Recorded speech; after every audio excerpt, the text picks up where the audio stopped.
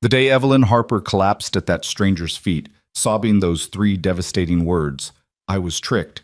She had 17 cents left to her name and nowhere on God's green earth to go. The man she'd traveled 800 miles to marry was dead. Had been for 2 months. And nobody had bothered to tell her until she stepped off that train into the Montana dust, wedding dress folded in her trunk, hope shining in her eyes like a fool's gold. What happened next would change two broken souls forever. Stay with me until the very end of this story. Hit that like button and drop a comment telling me what city you're watching from. I want to see just how far this tale travels. The train's whistle screamed through the canyon like a dying animal. Evelyn Harper pressed her forehead against the window, watching Montana unfold in endless waves of gold and green. Her fingers traced the edges of the letter she'd read 100 times. My dearest Evelyn, I count the days until you arrive. Your devoted Thomas. 3 months of correspondence. 3 months of carefully crafted sentences and shared dreams. 3 months of building a future with a man whose face she knew only from a single faded photograph. The train lurched. Her stomach dropped.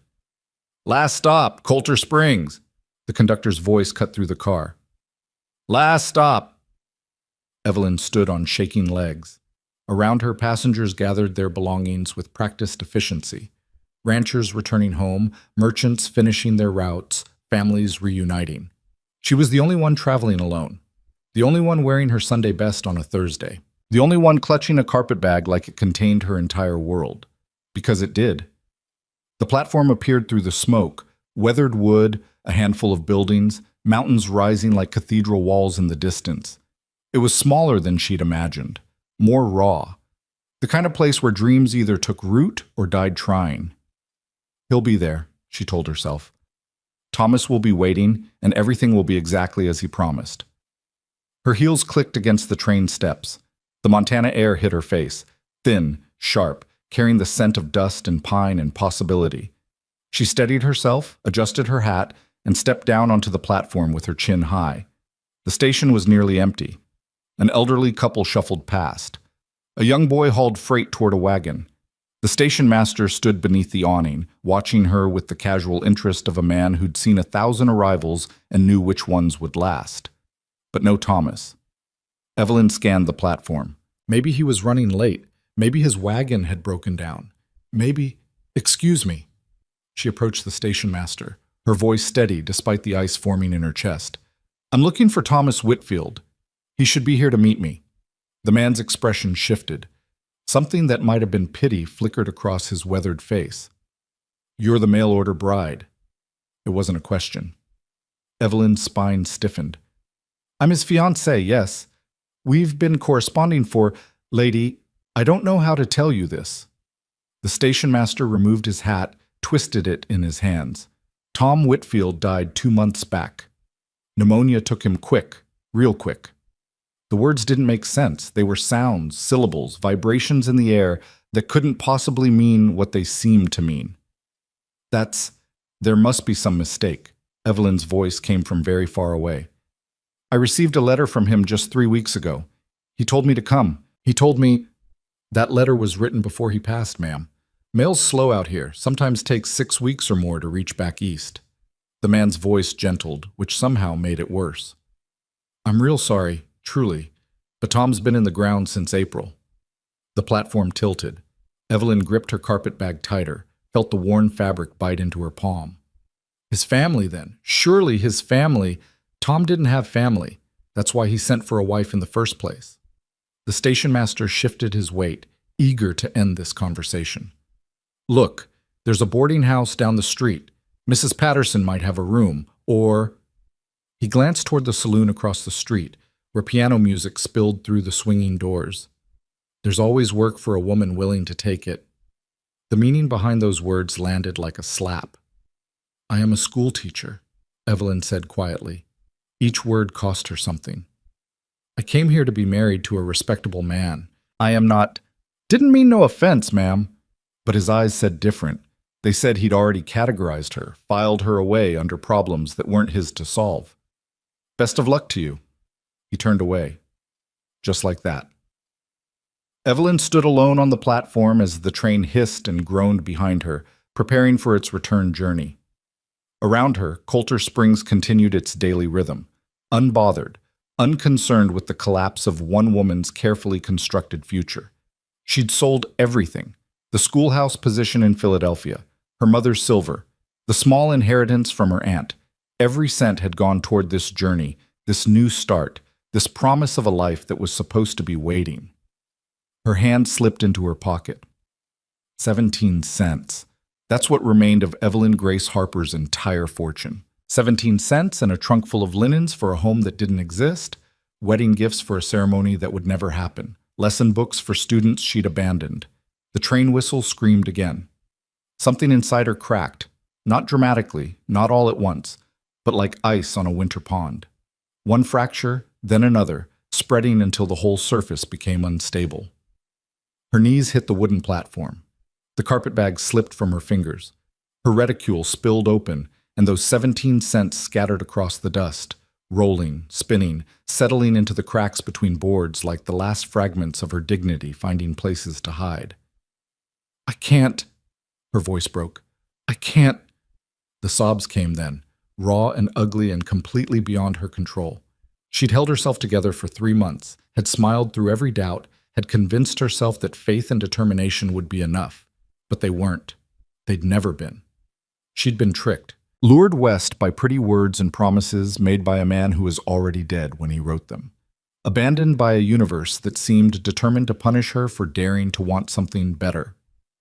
Through the blur of tears, she saw boots approaching, worn leather, spurred heels, moving with the careful precision of a man who'd learned long ago that sudden movements got you killed.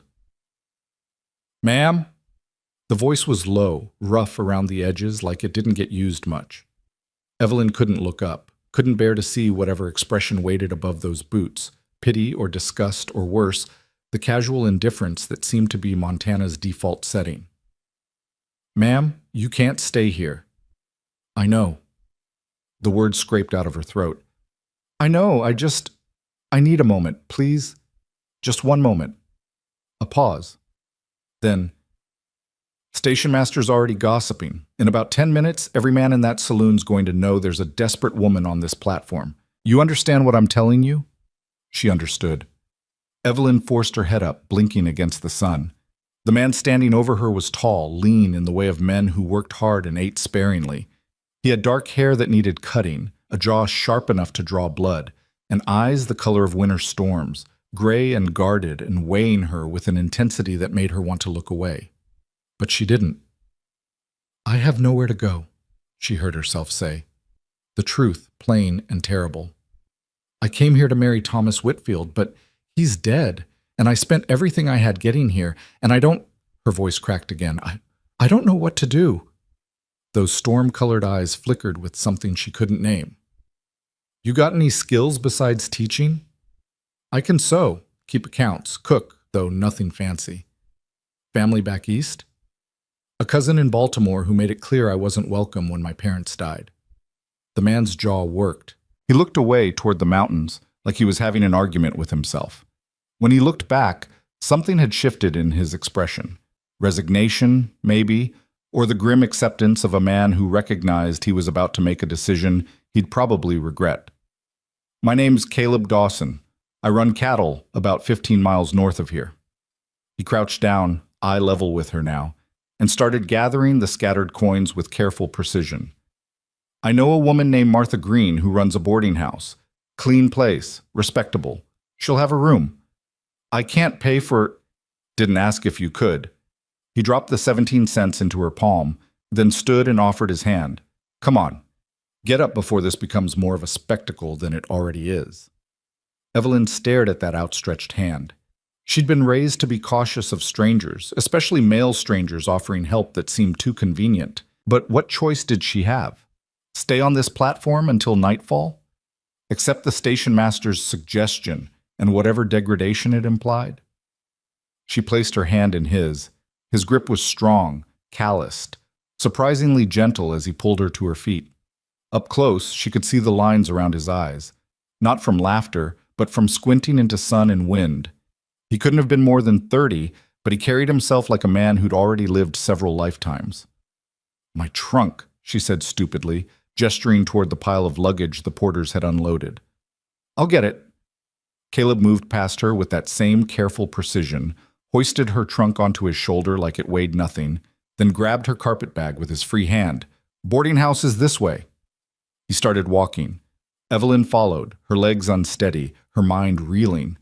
Around them, Coulter Springs revealed itself in daylight details she'd been too desperate to notice before. The general store with its false front, the blacksmith's forge, hammer ringing against anvil, the church with peeling white paint, the saloon, where faces had appeared in the windows to watch the drama unfold. Let them watch. She'd already lost everything. Her pride was the least of it. Martha Green's boarding house sat at the far end of Main Street, a 2-story structure with a wraparound porch and flower boxes that someone actually tended. Caleb took the steps 2 at a time and rapped on the door with his boot heel since his hands were full. The woman who answered had iron gray hair pulled into a severe bun and eyes that missed nothing. Caleb Dawson. She looked him up and down. It's been 6 months. I was starting to think you'd died out on that ranch of yours. Not yet, ma'am. Something that almost resembled a smile tugged at his mouth. I need a favor. Martha's gaze shifted to Evelyn, assessment swift and thorough. Mail order bride for Tom Whitfield? How does everyone... Evelyn started. Small town? Word travels? Martha stepped aside. Come in, child. You look like you're about to fall over. The interior was everything the exterior promised. Clean, modest, smelling of lye soap and fresh bread. Caleb set the trunk down in the narrow hallway and placed the carpet bag beside it. She needs a room, he said to Martha. A week, maybe 2, until she figures out what comes next. I can't pay, Evelyn interjected, hating how the words tasted. Not right now, but I will. I'll find work.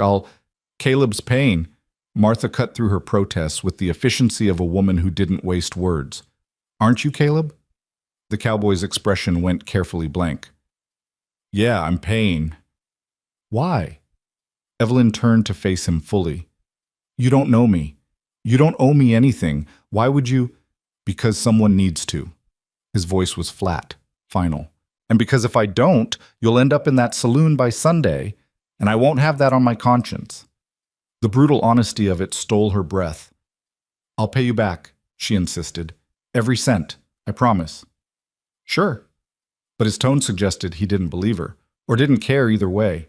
He was already moving toward the door, already retreating from the gratitude she hadn't yet managed to express. Mr. Dawson... He stopped, hand on the door frame, but didn't turn around. Thank you. The words felt desperately inadequate. I don't know why you helped me, but thank you. For a long moment, he stood there, outlined against the afternoon light. When he finally spoke, his voice was so quiet she almost missed it. We all fall sometimes. Doesn't mean you have to stay down. Then he was gone, boots thudding against the porch steps, disappearing into the Montana afternoon like he'd never been there at all. Martha Green watched him go, shaking her head. That man, is he always so... Evelyn searched for the right word. Broken? Yes. Martha closed the door firmly. Lost his parents to a Blackfoot raid when he was 17. Built that ranch from nothing, trusts nobody, talks to even fewer people. Fact that he helped you at all is something of a miracle. She started up the stairs, gesturing for Evelyn to follow. Your room's at the end of the hall, supper's at 6. You look like you could use some food and a good long cry. I'm not going to cry. Evelyn's voice was steadier now, fueled by something that might have been stubbornness or might have been desperation. I'm going to find work. I'm going to pay Mr. Dawson back, and I'm going to figure out what comes next. I know, you said. Martha opened a door to reveal a small, clean room with an iron frame bed, a washstand, and a window overlooking the street.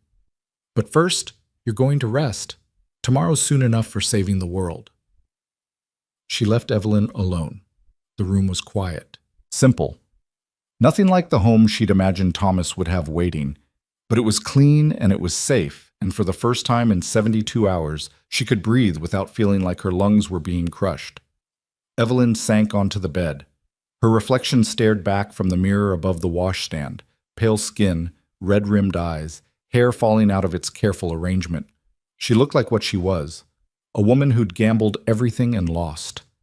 But she was still here, still breathing, still capable of standing up even if her knees shook. The tears came again, quieter this time. She let them fall. Tomorrow she'd be strong. Tomorrow she'd find a way forward. Tonight she'd grieve the future that had died before she ever reached it. 3 days passed. Evelyn spent them in a fog of adjustment and awkward gratitude. Martha fed her, asked no invasive questions, and maintained a respectful distance that felt like kindness. The other boarders, a clerk from the general store and an elderly prospector, nodded politely at meals but otherwise left her alone. She wrote letters to Philadelphia, carefully worded requests for her old position back. She knew they wouldn't help. The school had already hired her replacement, but doing nothing felt worse than doing something futile. On the 4th day, Caleb Dawson returned. Evelyn was sitting on the porch with a basket of mending, Martha's way of letting her earn her keep without making it feel like charity. When she heard the horse approach, she looked up to see him dismounting with that same economical grace, all lean muscle and controlled movement. He looked tired. Dust covered his clothes, and there was a fresh cut above his left eye that hadn't been there before. "Mr. Dawson." She set aside the mending, suddenly conscious of her plain dress and work-rough hands. "I wasn't expecting... had business in town." He tied the horse to the post, then turned to face her. "Figured I'd check if you were still here or if you'd headed back east." "I can't afford a ticket back east." "That's not what I asked." Evelyn met his eyes, still that same storm gray, still guarded, but with something new underneath. Curiosity, maybe. Or concern. "I'm still here," she said quietly. "Still trying to figure out what comes next." Caleb nodded slowly. He pulled off his gloves, slapped them against his thigh to knock off the dust, and seemed to be working up to something. When he finally spoke, the words came out rough. "There's a settlement about 40 miles northwest of here. Place called Pine Hollow. Small, maybe 30 families. They've been trying to get a school teacher for 2 years, but nobody wants to live that far from civilization." He paused. "Pays not much. Room and board, maybe $20 a month. But it's honest work." Evelyn's heart kicked against her ribs. "A teaching position?" "If you want it. I know the man who runs the general store there. Name's Henry Blackwell. Wrote him a letter recommending you." Caleb's mouth quirked in something that wasn't quite a smile. "Might have exaggerated your qualifications some. You can read and write, can't you?" "Of course I can read and write. I taught in Philadelphia for 3 years. Indignation made her voice sharp. "I had 42 students and a commendation from the school board." "Good. Then I didn't lie." He pulled a folded paper from his jacket pocket and held it out. Henry wrote back. "Says, if you're willing to come out, the job's yours. Start of term is in 2 weeks." Evelyn took the letter with shaking hands. The handwriting was neat, the words formal but warm. "We would be honored to have Miss Harper join our community. The children are eager for proper instruction, and we can offer modest but comfortable accommodations." "Why are you doing this?" She looked up at Caleb, searching his face for some hint of motivation. "You've already done more than anyone could expect. You don't need to. Maybe I'm tired of watching people give up." His voice was hard, but his eyes weren't. "Maybe I think you're tougher than you look, or maybe I just don't like waste, and watching you fold would be a waste." "I wasn't folding." "You were getting there." She wanted to argue, but he was right. Another week of this limbo and she probably would have started considering desperate options, the kind that couldn't be unchosen. "Pine Hollow is 40 miles away," she said instead. "I don't have a horse. I don't have money for passage. I'll take you." The offer hung between them, loaded with implications she didn't know how to navigate. "Mr. Dawson, I can't keep accepting charity from you." "It's not charity. It's practical." He looked away, jaw tight. "I need to ride up that way anyway. Check on some cattle I sold to a rancher near there. You can ride with me, or you can walk. Your choice." It wasn't really a choice. "When would we leave?" "Day after tomorrow, early. Bring only what you can carry on a horse." His gaze flicked to her trunk. "The fancy stuff stays here. Martha can store it. That trunk contains everything I own." Then you'll learn to own less. He pulled his gloves back on with sharp, decisive movements. Pine Hollow's rough country, Miss Harper. No place for kid gloves and silver tea services. If you're going, you go ready to work. Pride warred with pragmatism. Pragmatism won. I'll be ready, Evelyn said. Caleb nodded once, started to turn away, then stopped. One more thing. Out here, trouble finds people who look like they can't handle it. You need to learn to shoot. I beg your pardon? A gun. You need to learn to handle one. He pulled a revolver from his belt, smaller than the one he wore on his hip, meant for smaller hands. This was my mother's. You're going to learn to use it. Evelyn stared at the weapon like it was a snake. I couldn't possibly. You can, and you will. His voice left no room for argument. We'll practice tomorrow before we ride. It's not negotiable. He set the revolver on the porch railing between them, a line drawn, a demand made. Then he was mounting his horse, tipping his hat to Martha, who'd appeared in the doorway, and riding away before Evelyn could form a coherent response. She stood alone on the porch, staring at the gun. Behind her, Martha laughed softly. Told you that man was something. Most folks out here, they'll watch you drown and call it natural selection. Caleb Dawson? He'll drag you to shore and then yell at you for not learning to swim. He's very... Evelyn searched for a word that didn't sound ungrateful. Intense? Complicated? Damaged beyond all recognition? Martha settled into her rocking chair. All of the above, but he's also the only man I know who'd give a stranger a second chance and pretend it was an inconvenience. Evelyn picked up the revolver carefully. It was heavier than she expected, cold metal warming slowly in her palm. Do you think I can do this? She asked quietly. Go to Pine Hollow and teach and start over? Martha rocked slowly, considering. I think you already started over the moment you got off that train.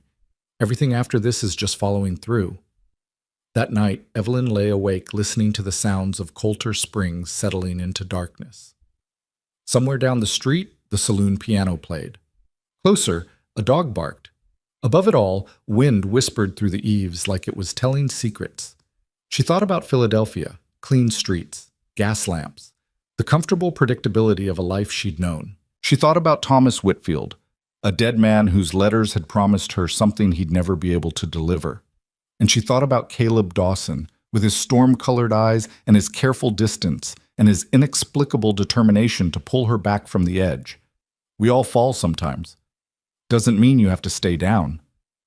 Evelyn reached under her pillow and touched the cool metal of the revolver he'd given her. Tomorrow she'd learn to use it. Day after tomorrow, she'd ride into unknown territory with a man who was little more than a stranger.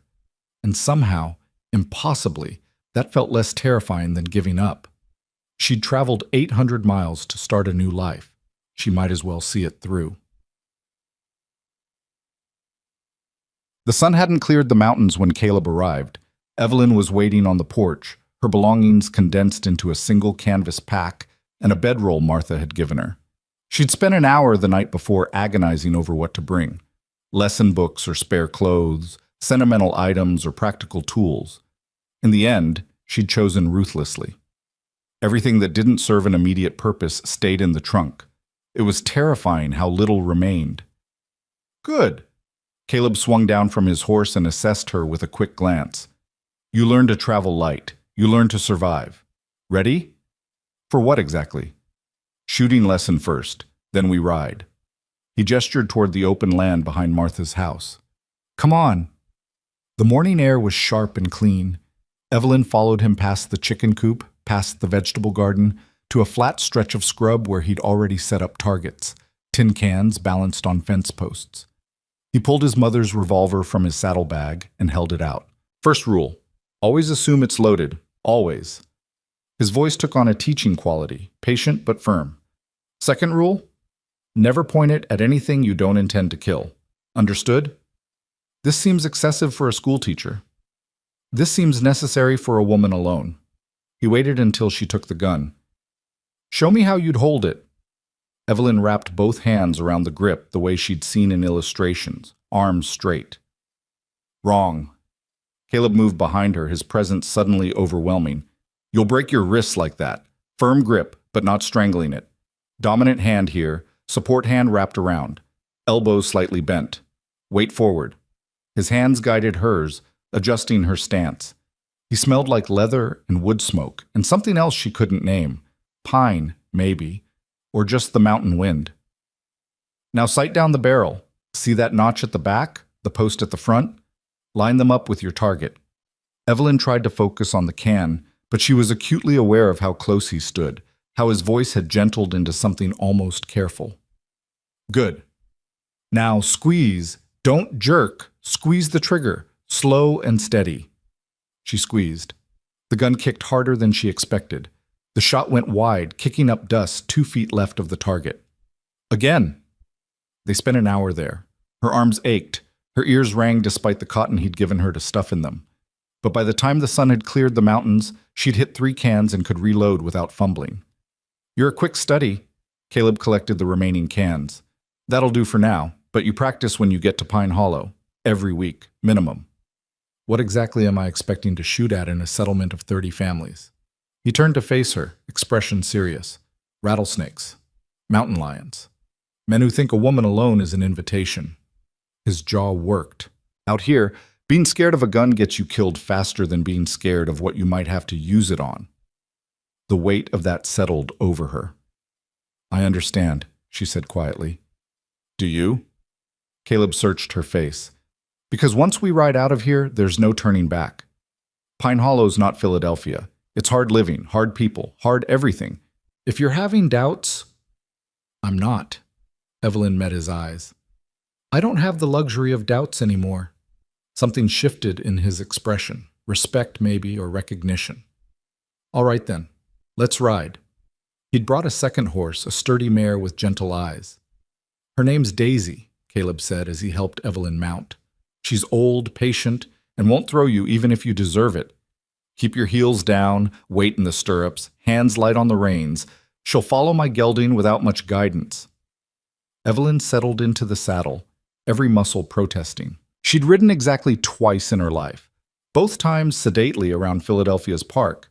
This felt completely different, higher up, more precarious, like trusting her life to an animal that had its own opinions about everything. You'll get used to it, Caleb said, reading her expression. First few days are misery. After that, you stop thinking about it. He swung onto his own horse with practiced ease and set off at a walk. Evelyn followed. Coulter Springs fell away behind them. The road, such as it was, wound northwest through rolling hills covered in sage and grass. The mountains rose to their right, still snow-capped despite the summer heat. To their left, the land opened into valleys that seemed to stretch forever. It was beautiful, harsh and empty and beautiful in a way that made her chest ache. They rode in silence for the first hour. Caleb kept a steady pace, not pushing, but not dawdling either. He seemed comfortable with the quiet, while Evelyn felt increasingly awkward. Should she make conversation? Or would that violate some unspoken rule of Western travel? Finally, she couldn't stand it anymore. How long have you been ranching? 12 years? His answer was clipped, but not unfriendly. Started with 50 head of cattle and a piece of land nobody else wanted. Built from there. Is it difficult, the work? It's work. Difficult's relative. He shifted in his saddle. You'll find that out soon enough. Another silence. Evelyn tried again. Martha said you lost your parents when you were young. I'm sorry. His shoulders tensed. Martha talks too much. She cares about you. She meddles. But there was no real heat in it. Caleb rode quiet for another half-mile before adding, Blackfoot raid. I was 17, out checking the herd. Came back to find... He stopped. Doesn't matter. It was a long time ago. It always matters. Evelyn's throat tightened, remembering her own parents' death. Cholera, quick and cruel. Loss doesn't stop mattering just because time passes. He looked at her then, really looked, like he was seeing past the surface to something underneath. No, he agreed quietly. I suppose it doesn't. The sun climbed higher. The temperature rose. Evelyn's back ached. Her thighs screamed and her hands cramped from gripping the reins. But she didn't complain. Complaining felt like admitting weakness. and she'd already shown this man more weakness than she'd shown anyone in her life. Around noon, Caleb pulled up near a creek. "We'll rest here, water the horses, eat something." He dismounted smoothly and came to help her down. Evelyn's legs nearly buckled when her feet hit the ground. "Easy." His hand steadied her. "Walk it off. Muscles need to remember how to work on solid ground." She stumbled away, forcing her legs to move. Everything hurt. She was fairly certain she'd never sit comfortably again. Caleb watched her with something that might have been amusement. "You're doing better than I expected. Your expectations must be remarkably low." Now he definitely smiled. It transformed his face, softened all those hard edges into something almost approachable. "Maybe. Or maybe I'm impressed. Most city folk would have quit by now." "I'm not most city folk." Evelyn lowered herself carefully onto a flat rock. "And I don't quit. I'm starting to see that." He pulled food from his saddlebags, dried meat, hard bread, cheese that had seen better days. It wasn't elegant, but Evelyn ate it gratefully. Her body needed fuel, and her pride could handle unrefined meals. They sat by the creek in companionable silence. The water burbled over smooth stones. Birds called from the cottonwood trees. For the first time since arriving in Montana, Evelyn felt something close to peace. "Can I ask you something?" she ventured. Caleb looked wary. "Depends on the question." "Why did you help me? Really?" She turned to face him fully. "I'm a stranger. You owed me nothing. So why?" He was quiet for so long she thought he wouldn't answer. When he finally spoke, his voice was rough around the edges. "My mother was from the East. Boston, originally. My father brought her out here when they married, and she hated it. The isolation, the hardship, all of it." He picked up a stone, turned it over in his palm. "But she adapted, learned to survive, became tougher than leather." His jaw worked. "When she died, the last thing she said to me was, 'Don't let the hard times make you hard.'" He threw the stone. It skipped across the creek, once, twice, 3 times before sinking. "I haven't been very good at following that advice," he continued. "Most days I don't even try. But when I saw you on that platform," he shook his head, "I saw someone who'd gotten dealt a bad hand and was still trying to play it. Seemed wrong to walk away from that." Evelyn's throat tightened. "Your mother sounds like she was remarkable." "She was." Caleb stood abruptly, brushing off his pants. "We should keep moving. Want to make the halfway point before dark." The conversation was over. He'd revealed more than he intended, and now he was retreating back into that careful distance. But something had shifted between them. Some wall had developed a crack. They mounted up and rode on. The afternoon stretched long and hot. Evelyn's initial determination began to waver around hour 3, when every step Daisy took sent jolts of pain through her abused muscles. But she gritted her teeth and kept going. Caleb noticed, of course. "There's a station about 2 miles ahead," he offered. "We can stop for the night, get a real meal, sleep in actual beds." "How far are we from Pine Hollow?" 25 miles, give or take." "Then we keep going." Evelyn straightened her spine, despite the protest from every vertebra. "I want to arrive tomorrow. Start fresh." "You're going to regret that decision around midnight." "I'll survive." He smiled again, that same transformative expression. "Yeah, I think you will." They made camp as the sun set, stopping in a meadow with good grass for the horses and a clear view of the surrounding country. Caleb moved with the efficiency of long practice, hobbling the horses, building a fire, setting up a simple camp. Evelyn tried to help and mostly got in the way.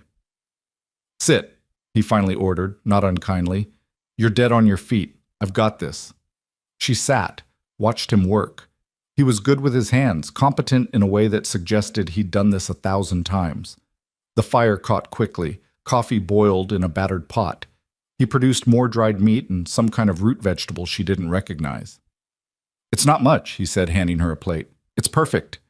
They ate as stars emerged overhead, more stars than Evelyn had ever seen in her life, scattered across the sky like someone had spilled diamonds. The vastness of it made her feel impossibly small and somehow liberated at the same time. "Do you ever get lonely?" she asked. "Out at your ranch, all by yourself?" Caleb poked at the fire. "Lonely and alone aren't the same thing. That's not an answer. It's the only one I've got. He looked up at her across the flames. What about you? You left everything behind. No family, no friends to write to. That must be lonely. Lonely and alone aren't the same thing, she echoed his words back to him. He huffed something that might have been a laugh. Touché. The fire crackled. Somewhere in the distance, a coyote howled. I'm scared, Evelyn admitted quietly. Of tomorrow. Of failing. Of making another mistake that cost me everything. Fear's not a bad thing. Caleb's voice was matter-of-fact. Means you're paying attention. It's the ones who aren't scared that get themselves killed. Is that supposed to be comforting? It's supposed to be true. Evelyn pulled her blanket tighter around her shoulders. How do you do it? Keep going when everything's uncertain? You put one foot in front of the other. Do the next thing that needs doing. Don't borrow trouble from tomorrow. He met her eyes. And you remember that falling down isn't the same as staying down. His own words thrown back at her. Thank you, she said. For this, for all of it. Don't thank me yet. Thank me when you're settled and happy, and this all seems like it was worth it. And if it doesn't work out, then you figure out what comes after that. Caleb stood, stretched. Get some sleep. We leave at first light. He disappeared into the darkness beyond the firelight, checking the horses one last time. Evelyn lay down on her bedroll and looked up at those impossible stars. Somewhere out there, Pine Hollow was waiting. A new life. A new chance. She thought about Thomas Whitfield's letters. All those empty promises from a dead man. She thought about this moment her knees hit that platform, when she'd been certain her life was over. And she thought about the scarred cowboy who'd pulled her back from that edge, expecting nothing in return except maybe that she'd keep fighting. Don't let the hard times make you hard. Evelyn fell asleep to the sound of creek water and crackling fire, and Caleb's quiet movements in the darkness. And for the first time since leaving Philadelphia, she felt something that might have been hope. Tomorrow would bring Pine Hollow. Tomorrow would bring whatever came next. Tonight, she was alive and moving forward, and that would have to be enough. Dawn broke cold and bright over the mountains. Evelyn woke to the smell of coffee and the sound of Caleb moving around camp with his usual quiet efficiency.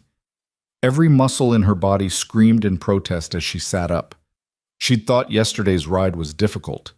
This morning proved her wrong. This was what difficult felt like. Coffee's ready, Caleb called without looking at her. We leave in 20 minutes. She stood on legs that felt like they belonged to someone else. Walking to the fire required concentration and willpower in equal measure. Caleb handed her a tin cup. Their fingers brushed. He pulled back quickly, like the contact burned. How bad is it? He asked. I'm fine. You're a terrible liar. But something that might have been respect flickered across his face. Drink that. It'll help. The coffee was strong enough to strip paint and tasted like it had been made with creek water and determination. Evelyn drank it anyway.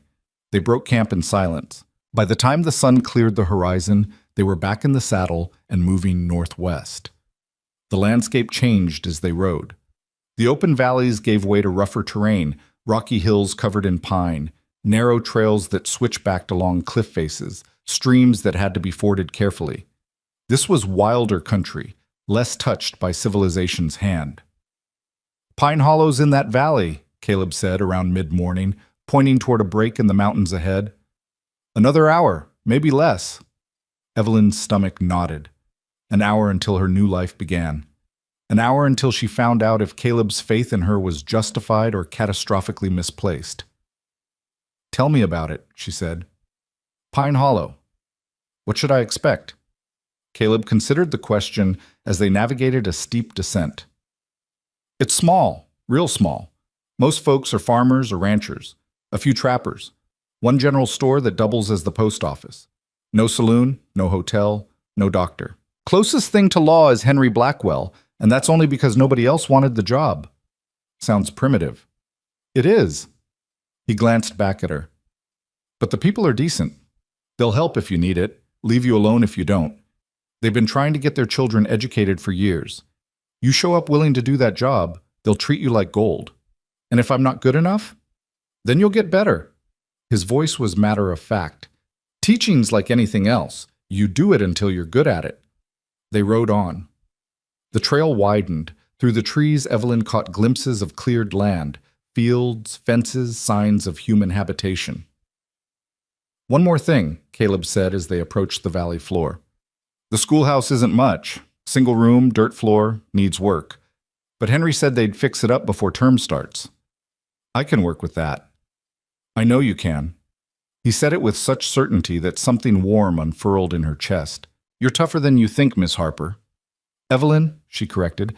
After 2 days on the trail together, I think you can call me Evelyn. His shoulders tensed. Wouldn't be proper. We're alone in the wilderness. I think propriety took a holiday somewhere around yesterday's creek crossing. Even so. But his mouth quirked. I'll stick with Miss Harper.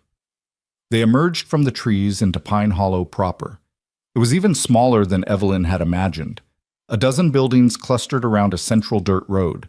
The general store, a blacksmith shop, a small church with a crooked steeple, and scattered houses in various states of repair. Beyond them, farmland stretched toward the mountains, divided by rough fences and irrigation ditches. People stopped what they were doing to watch them ride in. A woman hanging laundry, a man shoeing a horse, children playing in a yard who froze mid-game to stare. Caleb rode straight to the general store and dismounted.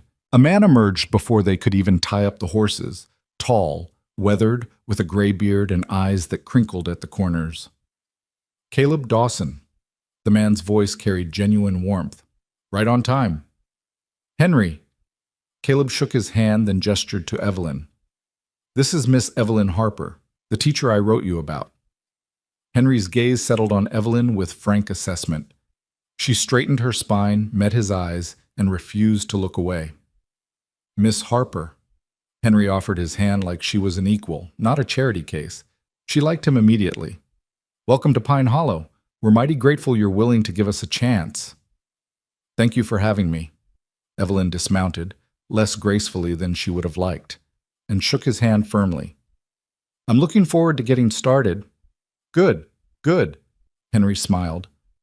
Let me show you the schoolhouse. It's not fancy, but I don't need fancy, Evelyn interrupted. I need functional.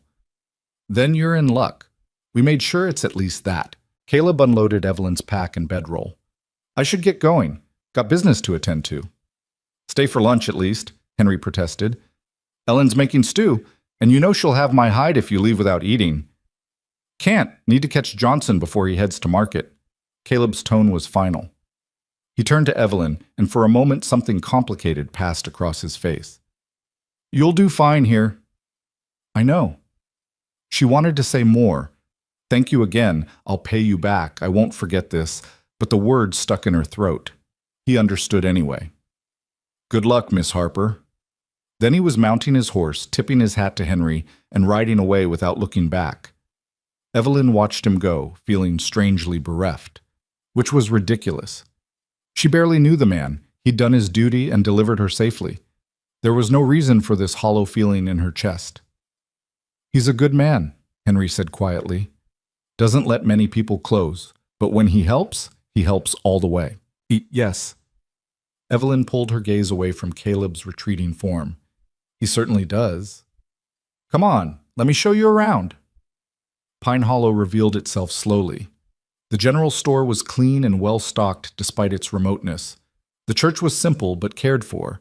The houses ranged from neat to ramshackle, but all showed signs of people making do with what they had. And the schoolhouse. It sat at the edge of the settlement, a single-room structure with new wood still pale against the old. Someone had clearly worked hard to repair it. The roof was sound, the windows had actual glass, and the door hung straight on its hinges. Inside, the space was sparse but clean. Rough-hewn benches served as desks. A teacher's table sat at the front. A pot-bellied stove squatted in the corner, ready for winter. The dirt floor had been swept smooth. It's not much, Henry said apologetically. But we did what we could. Evelyn ran her hand along one of the benches. Someone had sanded it carefully, removing splinters, making it safe for small hands. It's perfect, she said, and meant it. Your quarters are in the back. Henry opened a door she hadn't noticed. Again, not much, but it's yours. The room was tiny, barely large enough for the narrow bed, small table, and washstand someone had crammed inside. But it had a window that looked toward the mountains, and the bed had clean linens, and there was a lamp with actual oil in it. "This is more than enough," Evelyn said firmly. "When do I start?" 2 weeks. That'll give you time to settle in, meet the families, prepare lessons." Henry pulled a ledger from his coat. "We've got 18 children enrolled, ages 6 to 14. Most can't read. Some can't count past 10. You'll have your work cut out for you." "I'm not afraid of hard work." "Didn't figure you were, or Caleb wouldn't have recommended you." Henry's expression grew serious. "Look, Miss Harper, I won't lie to you. This isn't an easy life out here. We're isolated, supplies are scarce, winter's brutal, and the pay—" He winced. $20 a month isn't much. "It's $20 more than I had a week ago." Evelyn met his eyes. "I didn't come here expecting easy, Mr. Blackwell. I came here because I'm good at teaching, and these children deserve an education. That's enough." Henry smiled slowly. "Yeah, I think you'll do just fine here." The next 2 weeks passed in a blur of preparation. Evelyn threw herself into the work with single-minded focus. She cleaned the schoolhouse until it gleamed. She organized the donated books, a pathetic collection of primers, a water-damaged Bible, and 3 arithmetic texts from different decades. She created lesson plans. She introduced herself to every family in the settlement. The people of Pine Hollow were wary at first, suspicious of this city woman who talked different and dressed different and probably wouldn't last the winter. But Evelyn was patient. She helped in gardens. She minded children while mothers worked. She proved herself useful before asking to be trusted. Slowly the walls came down. Martha Johnson brought her a quilt. "Gets cold in that schoolhouse come November." Sarah Chen invited her to dinner and fed her the best dumplings she'd ever tasted. "My children are so excited for a real teacher." Even the men softened. They brought firewood, fixed her door latch, made sure she had what she needed. By the time school started, Evelyn felt something she hadn't felt since leaving Philadelphia. She felt like she belonged. The first day of term arrived bright and cold. Evelyn woke before dawn, her stomach churning with nerves. She dressed carefully in her most sensible dress, pinned her hair with ruthless efficiency, and stood in front of her small mirror giving herself a stern talking to. "You are Evelyn Harper. You taught in Philadelphia for 3 years. You can handle 18 children in a one-room schoolhouse in Montana." The reflection staring back at her looked unconvinced. At 8 o'clock, families started arriving. Children filed in with expressions ranging from eager to terrified to openly rebellious. Evelyn stood at the front of the room, hands clasped, heart pounding. "Good morning," she said when everyone had settled. "My name is Miss Harper, and I'm very pleased to meet all of you." 18 faces stared back at her. A small girl in the front row raised her hand. "Yes?" "Are you going to hit us with a switch like the last teacher?" Evelyn's stomach dropped. "There was a previous teacher?" "Man named Foster," an older boy called from the back. "Lasted 3 months. Hit Tommy Chen so hard he couldn't sit for a week. Tommy's pa ran him out of town." So that's why they'd been desperate for a replacement. Evelyn took a slow breath. "I will not be hitting anyone with a switch, or with anything else. We're going to learn together, and learning works best when everyone feels safe. Does that sound fair?" Cautious nods. "Good. Now, let's find out what you already know." The day was chaos. The children's education levels varied wildly. Some could read simple words, others didn't know the alphabet. The older boys tested her authority with smart remarks. The younger children cried at the slightest challenge. But Evelyn had dealt with worse in Philadelphia. She divided them into groups. She made learning into games. She praised effort instead of just results. And when Jacob Miller, the oldest boy, clearly the ringleader of trouble, deliberately knocked over the water bucket, she didn't yell. She just looked at him. "Jacob, please refill that. And when you come back, I'd like you to demonstrate your addition skills for the class. I hear you're quite good with numbers." He blinked, thrown off by the calm response. "I ain't good at nothing." "I don't believe that's true. Your mother says you can calculate feed costs faster than your father. That's mathematics." She smiled. "So please get the water and then show us what you can do." Jacob went. When he came back, he stood at the board and worked through the problems she gave him. And when he got them right, every single one, his chest puffed with pride. After that, the day got easier. By 3 o'clock, when parents arrived for pickup, Evelyn was exhausted but triumphant. She'd survived. More than survived. She'd actually taught them something. "How'd it go?" Henry asked, lingering after the others had left.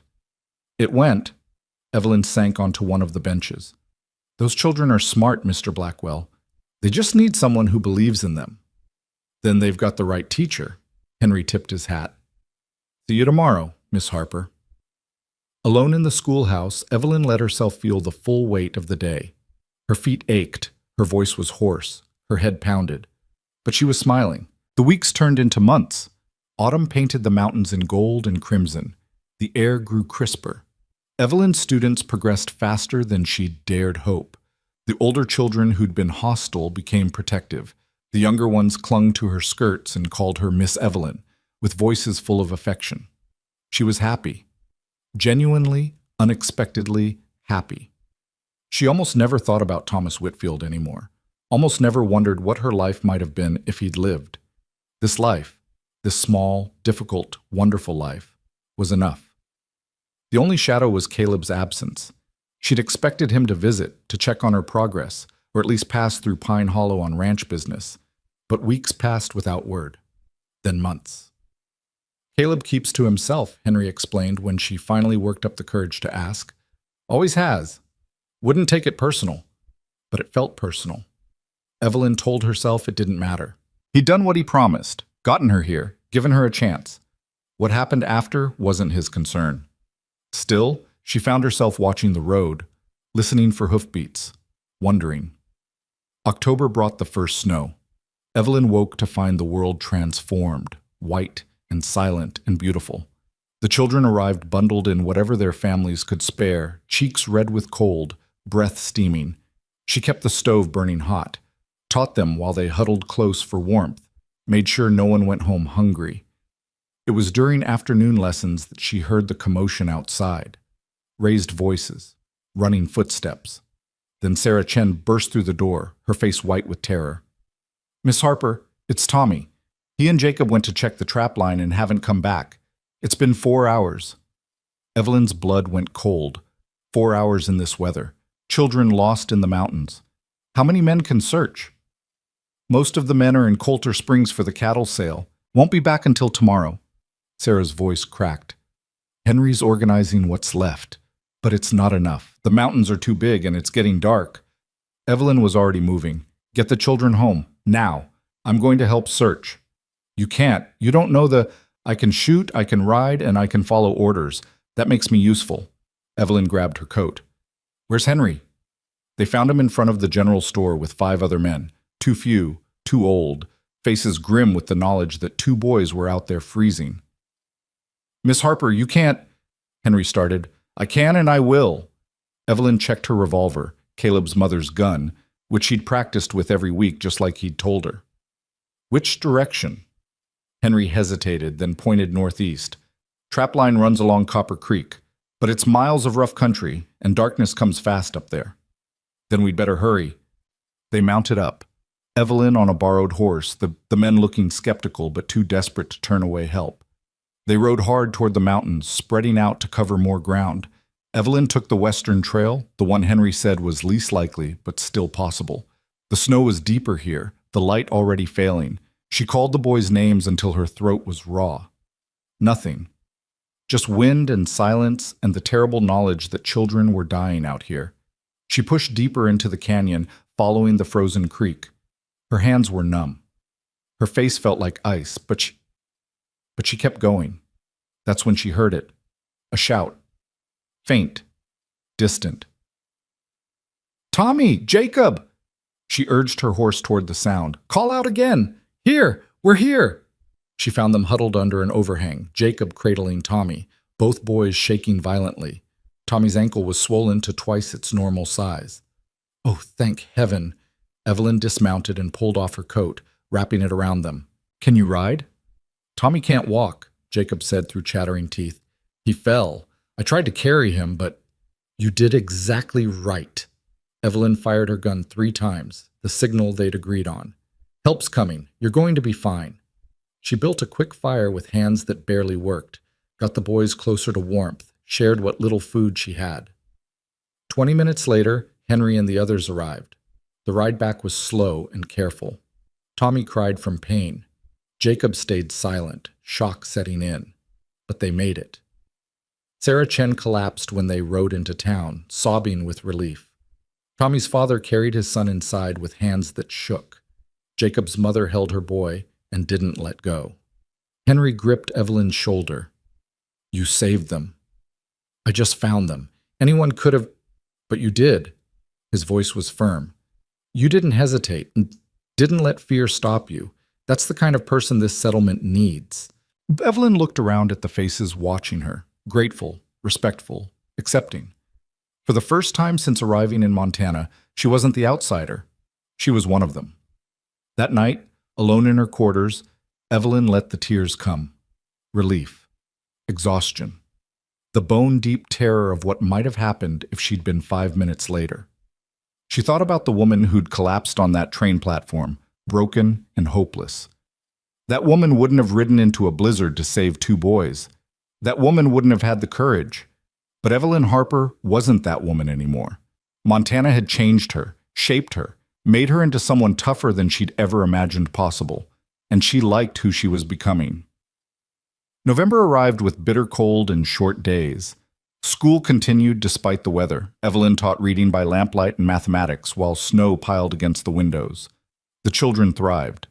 Tommy's ankle healed. Jacob appointed himself her unofficial bodyguard. Life settled into a rhythm. Then one morning, Evelyn woke to find a horse tied outside the schoolhouse. Not just any horse, a familiar buckskin gelding. Her heart kicked into a gallop. She dressed quickly and stepped outside. Caleb stood by the fence, breath steaming in the cold air, looking like he'd ridden hard and far. "Mr. Dawson." Her voice came out steadier than she felt. "This is unexpected." "Miss Harper." He turned to face her, and she caught her breath. He looked thinner, tired, like the last 3 months had cost him something. "I heard about the boys, about what you did." News travels fast. "Henry writes." Caleb's eyes searched her face. "Said you rode into a snowstorm without hesitation, found them when nobody else could." "I got lucky." "That's not what he said. He said you were brave." His voice roughened. "Said you've become indispensable here." Evelyn wrapped her arms around herself against the cold. "I'm doing my job, that's all." "That's not all." Caleb took a step closer. "You've built something here. The children love you. The families trust you. You belong." "Yes." She lifted her chin. "I do." Something flickered in his eyes, pain maybe, or regret. "I should have visited sooner, should have checked on you. He stopped, started again. "I needed to keep my distance." "Why?" The question hung between them, sharp and necessary. Caleb looked away. "Because I spent 12 years building walls to keep people out, keep myself safe. And then you showed up on that platform with your 17 cents and your broken dreams, and something in me—" He dragged a hand through his hair. "Helping you was supposed to be simple. Do the right thing and walk away. But I can't stop thinking about you." Evelyn's breath caught. "I tell myself it's because I want to make sure you're safe," Caleb continued, voice low and intense. "That I'm just checking on my investment, but that's a lie." He met her eyes. "The truth is I'm terrified of caring about someone again, of having something to lose, because every person I've loved has been ripped away, and I don't know if I can survive that again." The honesty of it shattered something in her chest. "So you stayed away?" It wasn't a question. "I stayed away," he confirmed. "Thought if I didn't see you, didn't let myself want you, it wouldn't hurt." A bitter laugh. "Turns out distance doesn't help. I still think about you every damn day." Evelyn stepped closer, heart pounding. "I think about you too." His jaw worked. "You shouldn't. I'm no good for anyone, Evelyn. I'm broken, damaged. I'd only—" "Stop." She cut him off, fierce now. "Don't tell me what I should feel. I spent 3 months falling in love with a ghost through letters. I know what false promises look like. This isn't that. You barely know me." I know you pulled me off that platform when you could have walked away. I know you taught me to shoot and ride and survive.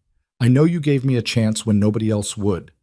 She moved closer still, close enough to see the flecks of silver in his gray eyes. I know you're scared, so am I.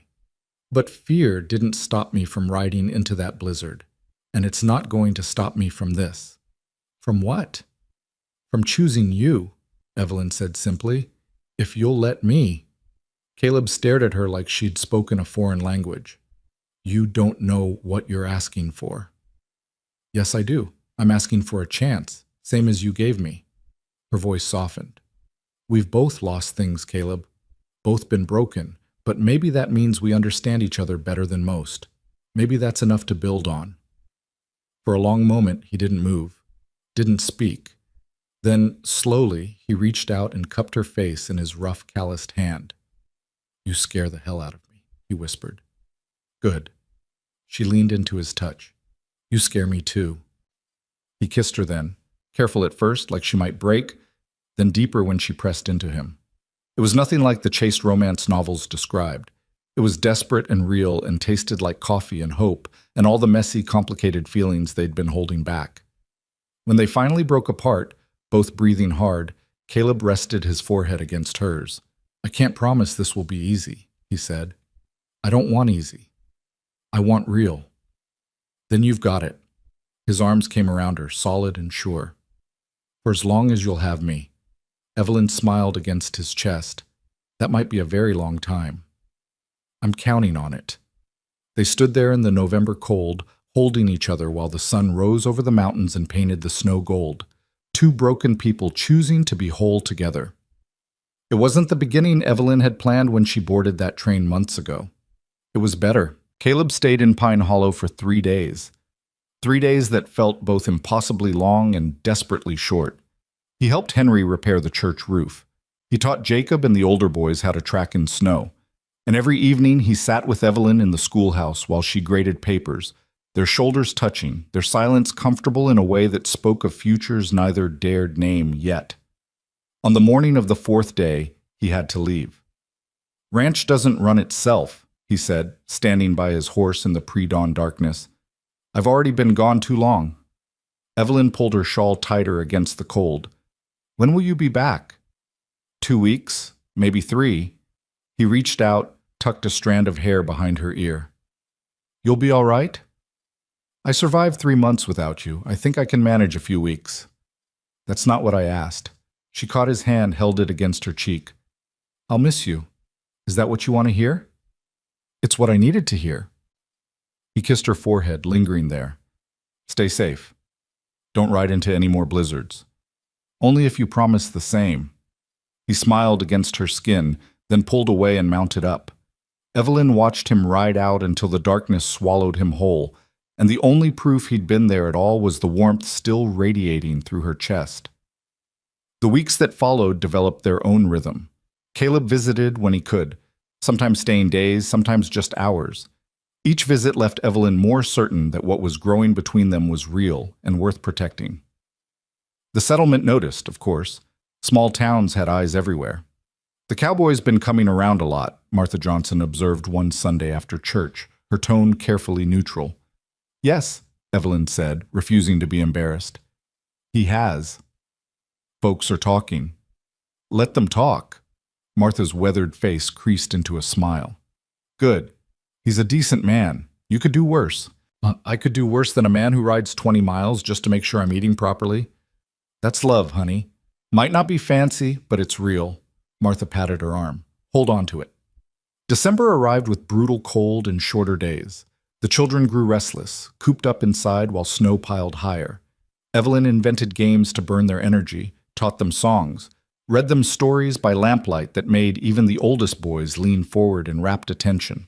She was reading to them one afternoon a battered copy of Robinson Crusoe that Henry had found in his stockroom when hoofbeats thundered outside. Multiple horses, moving fast. Evelyn's hand instinctively went to the revolver in her desk drawer.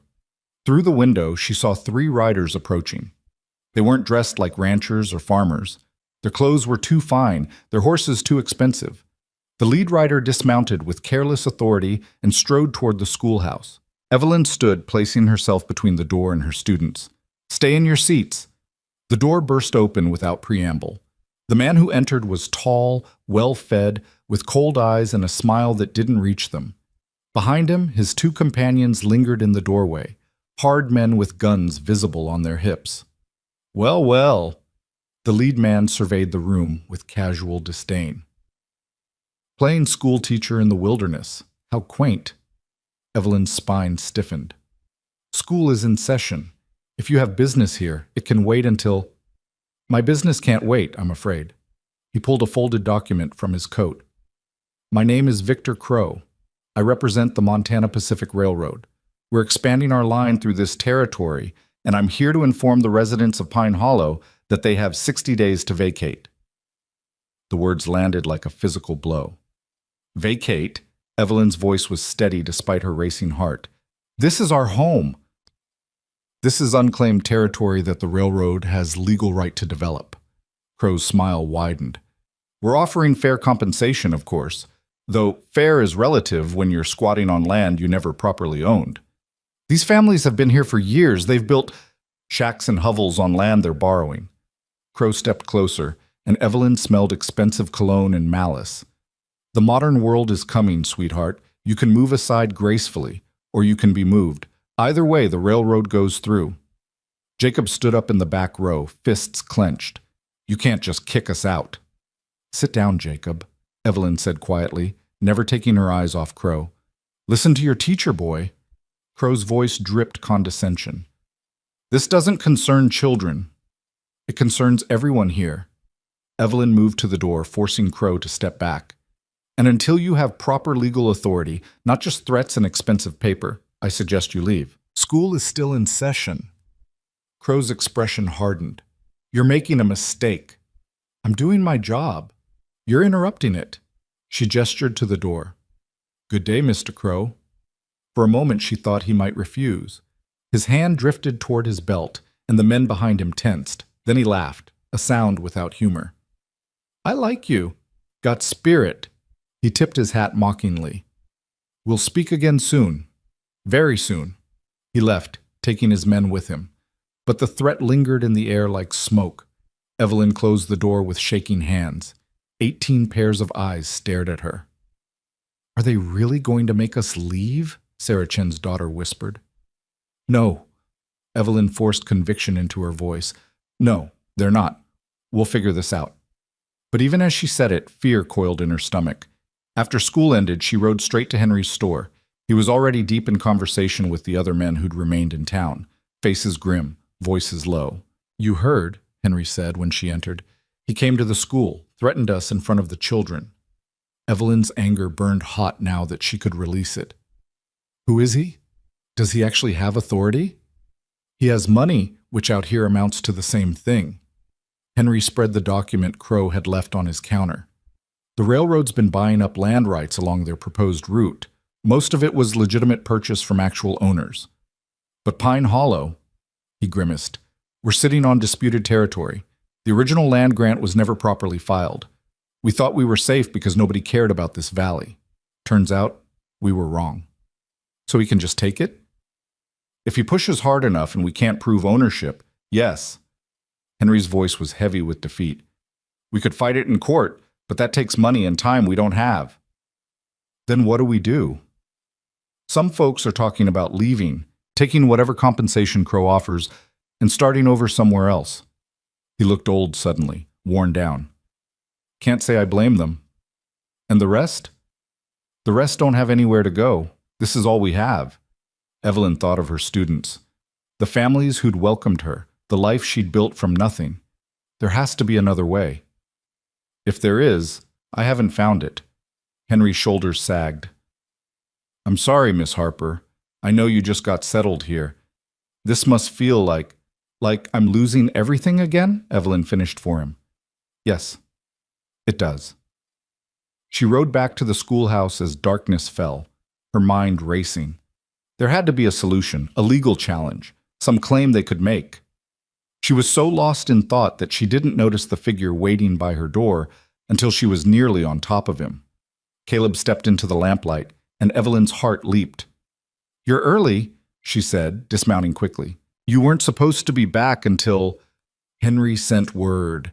His face was carved from stone. About Crow. News travels fast. When it's bad news, it always does. Caleb helped her stable her horse, his movements precise and controlled. "Tell me everything." Inside her small quarters, over coffee, neither of them touched. Evelyn recounted the encounter. Caleb listened without interrupting, but she could see the muscle jumping in his jaw. "You should have shot him," he said when she finished. "In front of 18 children?" "Fair point." He stood, paced the small room like a caged animal. "Crow's been making moves along the proposed rail line for months, buying up ranches, forcing out settlers. I heard about it, but figured he'd stay south." "Why would he target Pine Hollow specifically?" "Because the valley's the easiest route through the mountains. Everywhere else, they'd have to blast through rock. Here, it's mostly open ground." Caleb's hands clenched. "My ranch sits right in the expansion path, too. He tried to buy me out last month. I told him to go to hell." Evelyn's stomach dropped. "Caleb, don't." He cut her off. "I'm not leaving. Not for him, not for anyone." "Then what do we do?" He looked at her, eyes fierce. "We fight." Over the next week, Caleb rode between Pine Hollow and his ranch, coordinating with Henry, trying to find legal grounds to challenge Crow's claim. But every avenue led to dead ends. The paperwork was murky. The laws were unclear. And Crow had lawyers while they had hope and determination. It wasn't enough. Families started leaving. The Johnsons packed up first, taking the railroad's compensation and heading east. Then the Millers. Then 2 more families whose names Evelyn had only just learned to spell. Each departure felt like a wound. "We're losing," she told Caleb one night. They sat in the schoolhouse, watching snow fall outside, counting how many empty desks there would be come Monday. "Not yet, we're not." "When then? When the last family leaves? When they tear down the church?" Her voice cracked.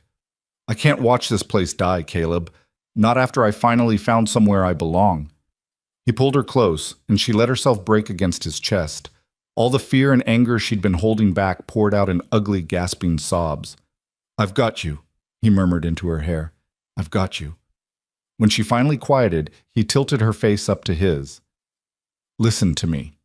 Crow's counting on us giving up, on fear doing his work for him. But if we stand together, the people who are left, we can make this costly enough that he'll look for easier prey." "How?" "We don't make it easy. Every survey team he sends, we obstruct legally. Every piece of equipment he brings in, we delay. We tie him up in so much red tape and frustration that expanding through here becomes more trouble than it's worth. That's not fighting. That's just making him angry." Caleb's smile was sharp as a blade. "Sometimes that's the same thing." They spent the next days organizing the families who remained. Henry stockpiled supplies. The men reinforced property lines and posted watches. Even the children helped, serving as runners between the scattered homesteads. Pine Hollow transformed from a sleepy settlement into a community girding for war. Crow returned 2 weeks later with a dozen men. They rode in at noon, no longer bothering with the pretense of civility. Crow dismounted in front of Henry's store and surveyed the nearly empty street with visible satisfaction. "Smart people left," he announced to no one in particular. "Shame the stupid ones stayed." Henry emerged from his store, shotgun cradled in his arms. Not pointed, but present. "You're trespassing, Crow. I'm conducting business on land I legally own. You own nothing here yet." "Yet." Crow's smile was wolfish. "But I will. Question is how much blood gets spilled before that happens." Evelyn watched from the schoolhouse window, heart hammering. Beside her, Caleb stood rigid, his hand resting on his gun. "Don't," she whispered. "Not unless you have to. If he makes a move toward you or anyone else, I will." Crow's gaze swept the street and landed on the schoolhouse, on Evelyn's face in the window. He started walking toward them.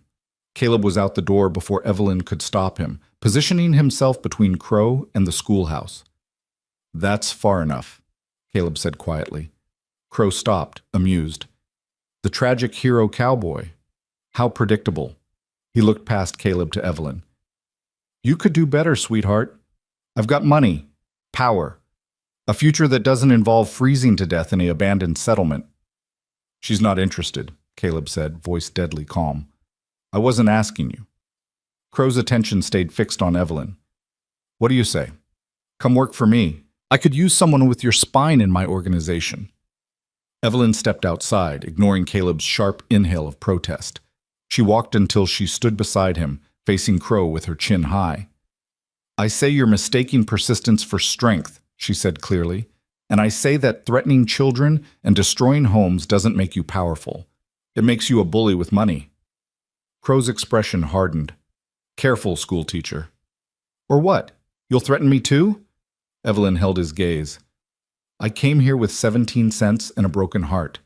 I've already lost everything once. You don't scare me, Mr. Crow. You just bore me. For a heartbeat, no one moved. Then Crow laughed, genuine surprise in the sound. You really are something. Shame you're on the wrong side. There are no sides, just people trying to protect their homes and a man trying to take them. Evelyn's voice didn't waver. You should leave now, before this gets uglier than it needs to be. Crow studied her a moment longer, then turned to his men. Mark the survey points. We start clearing tomorrow. The hell you do, Henry called from his porch. Try to stop me and see what happens. Crow swung back onto his horse. You've got 24 hours to reconsider. After that, anyone who interferes with railroad business will be treated as a criminal. He rode out, his men following, leaving Pine Hollow vibrating with tension. Caleb grabbed Evelyn's arm, not roughly but firmly. Don't ever do that again. Do what? Challenge an armed man in front of witnesses. You think that was brave? That was reckless. Someone had to say it. Someone had to stay alive. His voice cracked on the last word. If something happened to you, nothing happened. This time. He pulled her close, fierce and desperate. Promise me you'll be careful. Promise me you won't take risks like that. I can't promise that. Evelyn met his eyes. Not when this matters. Not when these people need someone to stand up. They need you alive more than they need you heroic. Maybe, but I need to be able to live with myself. She touched his face gently. I'm not the woman who collapsed on that train platform anymore, Caleb. I'm stronger now, braver. You helped make me that way. Don't ask me to hide now. He rested his forehead against hers, breathing hard. You're going to be the death of me. Or the making of you. Same thing, he muttered, but his arms came around her, holding on like she was the only solid thing in a tilting world. That night, the remaining families gathered in the church. 15 people total, everyone who'd chosen to stay and fight. Henry stood at the front, looking old and tired but determined. Crow's giving us 1 day to clear out. After that, he's coming with force. Let him come, Jacob's father said. We've got guns too. And he's got more men, more money, and the law on his side. Henry's voice was heavy. I won't ask anyone to die for this land. If you want to leave, no one will think less of you. Silence. Then Sarah Chen stood. My family didn't survive crossing the ocean to give up when things got hard. We stay. One by one, the others stood. We stay. We stay. Stay. Evelyn stood last, feeling the weight of the moment. I stay too. This is my home now. Caleb stood beside her, and when he spoke, his voice carried the weight of old pain and new conviction. We all lost things to get here. Land, family, futures we thought were promised. But we built something new from the ashes. I'll be damned if I let Crow burn it down. Murmurs of agreement rippled through the small congregation. Then we make our stand, Henry said quietly. Tomorrow, when Crow comes, we stand together. They spent the night preparing. The men checked weapons and reinforced positions.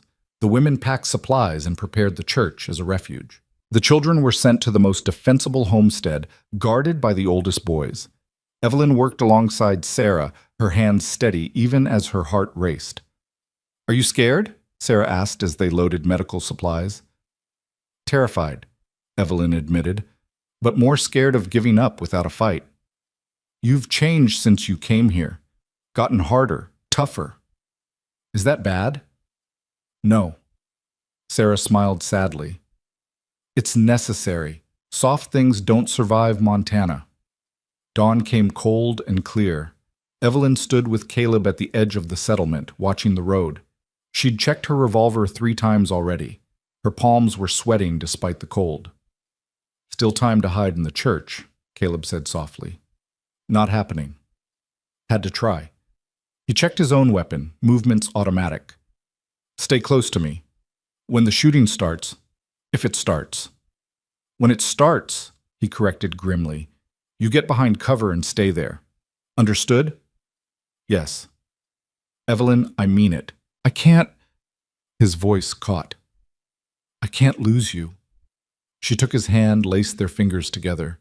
Then we both better make it through this. Hoofbeats echoed in the distance. Crow appeared first, flanked by 20 armed men, more than they'd expected, enough to overrun the settlement if violence erupted. He reined in 50 yards out, surveying the small group standing in his path. Henry at the center, Caleb and Evelyn to his right, the other men spread out with weapons visible. Last chance, Crow called. Walk away now. Take the money. Live to see tomorrow.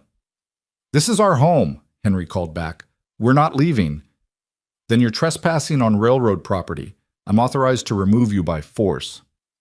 Try it, Caleb said, voice carrying across the space between them.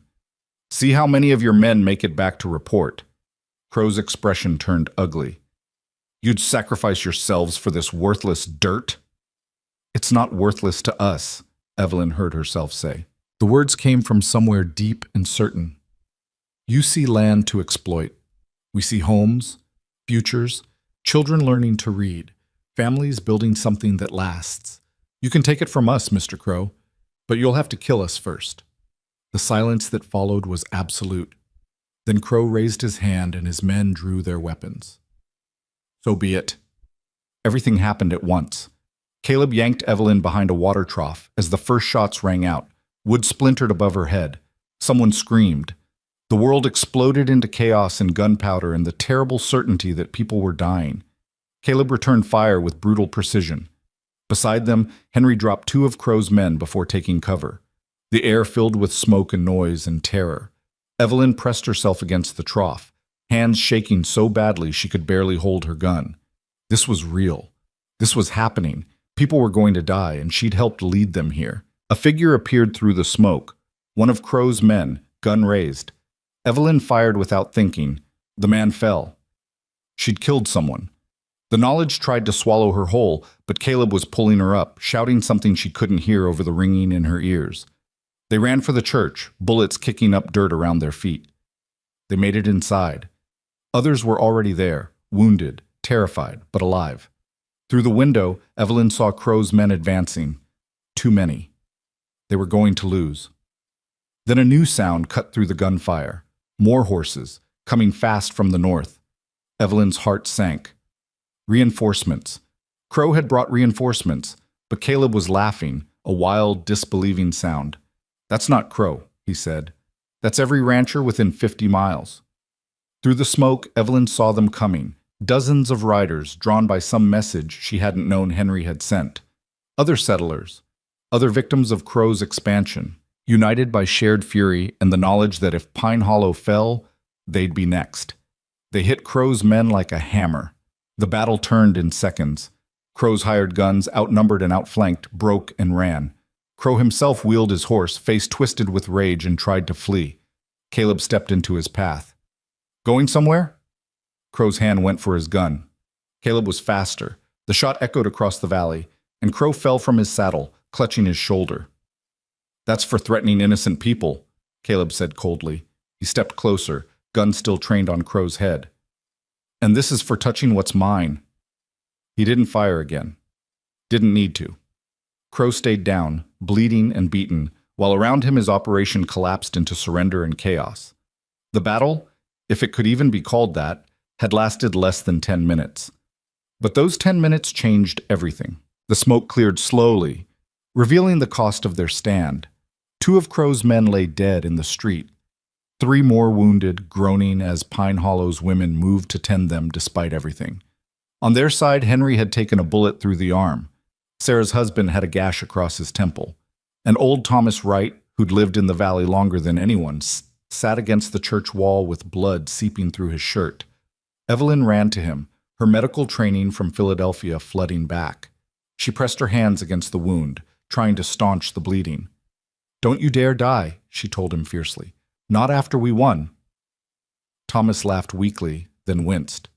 "Did we win, Miss Harper?" She looked around at the destruction, the shattered windows, the bullet-scarred walls, the wounded on both sides receiving care from hands that shook, but didn't stop. "Yes," she said. "We won." Caleb appeared beside her with clean cloth torn from someone's shirt. Together they worked to stop Thomas's bleeding, while around them, the ranchers who'd ridden to their rescue secured Crow's remaining men and tended to their own. A broad-shouldered man with a salt and pepper beard dismounted and strode toward Caleb. "Dawson, hell of a fight." "Clayton." Caleb didn't look up from his work. "Didn't think you'd come." "Crow tried to buy my ranch last month. Threatened my family when I refused." The man, Clayton, spat in the dirt. "Every man here's got a similar story. We figured if we didn't stand together now, we'd fall alone later." "Appreciate it?" "Don't mention it. Just return the favor when he comes for us next." Evelyn looked up sharply. "Next?" Clayton's expression was grim. "Men like Crow don't quit just because they lost one battle. He'll regroup, come back with lawyers or more guns, or both." "Then we'll fight again," Caleb said quietly. But Evelyn could see the exhaustion in the set of his shoulders, the weight of what this victory had cost settling onto him. They spent the next hours cleaning up the carnage. Crow was hauled away by two of Clayton's men, still clutching his wounded shoulder, promising vengeance with every breath. His hired guns were disarmed and sent packing with warnings that showed mercy they probably didn't deserve. The dead were laid out in the church, even Crow's men, because that's what decent people did. They'd be buried tomorrow in ground that was still contested but now defended by blood and bullets. By nightfall, Pine Hollow looked like a town that had been through a war. Because it had. Evelyn sat on the schoolhouse steps, her dress stained with blood that wasn't hers, her hands still trembling from adrenaline that had nowhere left to go. She'd killed a man today, shot him without hesitation when he threatened Caleb. The memory played on repeat behind her eyes, the gun's kick, the man falling, the terrible finality of it. "You did what you had to do." She looked up to find Caleb standing over her, silhouetted against the stars. He lowered himself onto the step beside her, close enough that their shoulders touched. "Does it get easier?" she asked. "Taking a life?" "No. And if it ever does, that's when you need to worry." He took her hand, threading their fingers together. "But you saved lives today, too. Mine included. Don't forget that part." "I keep seeing his face." "I know, that doesn't go away." His voice was rough with old ghosts. "But you learn to carry it. Learn to remember why you did it."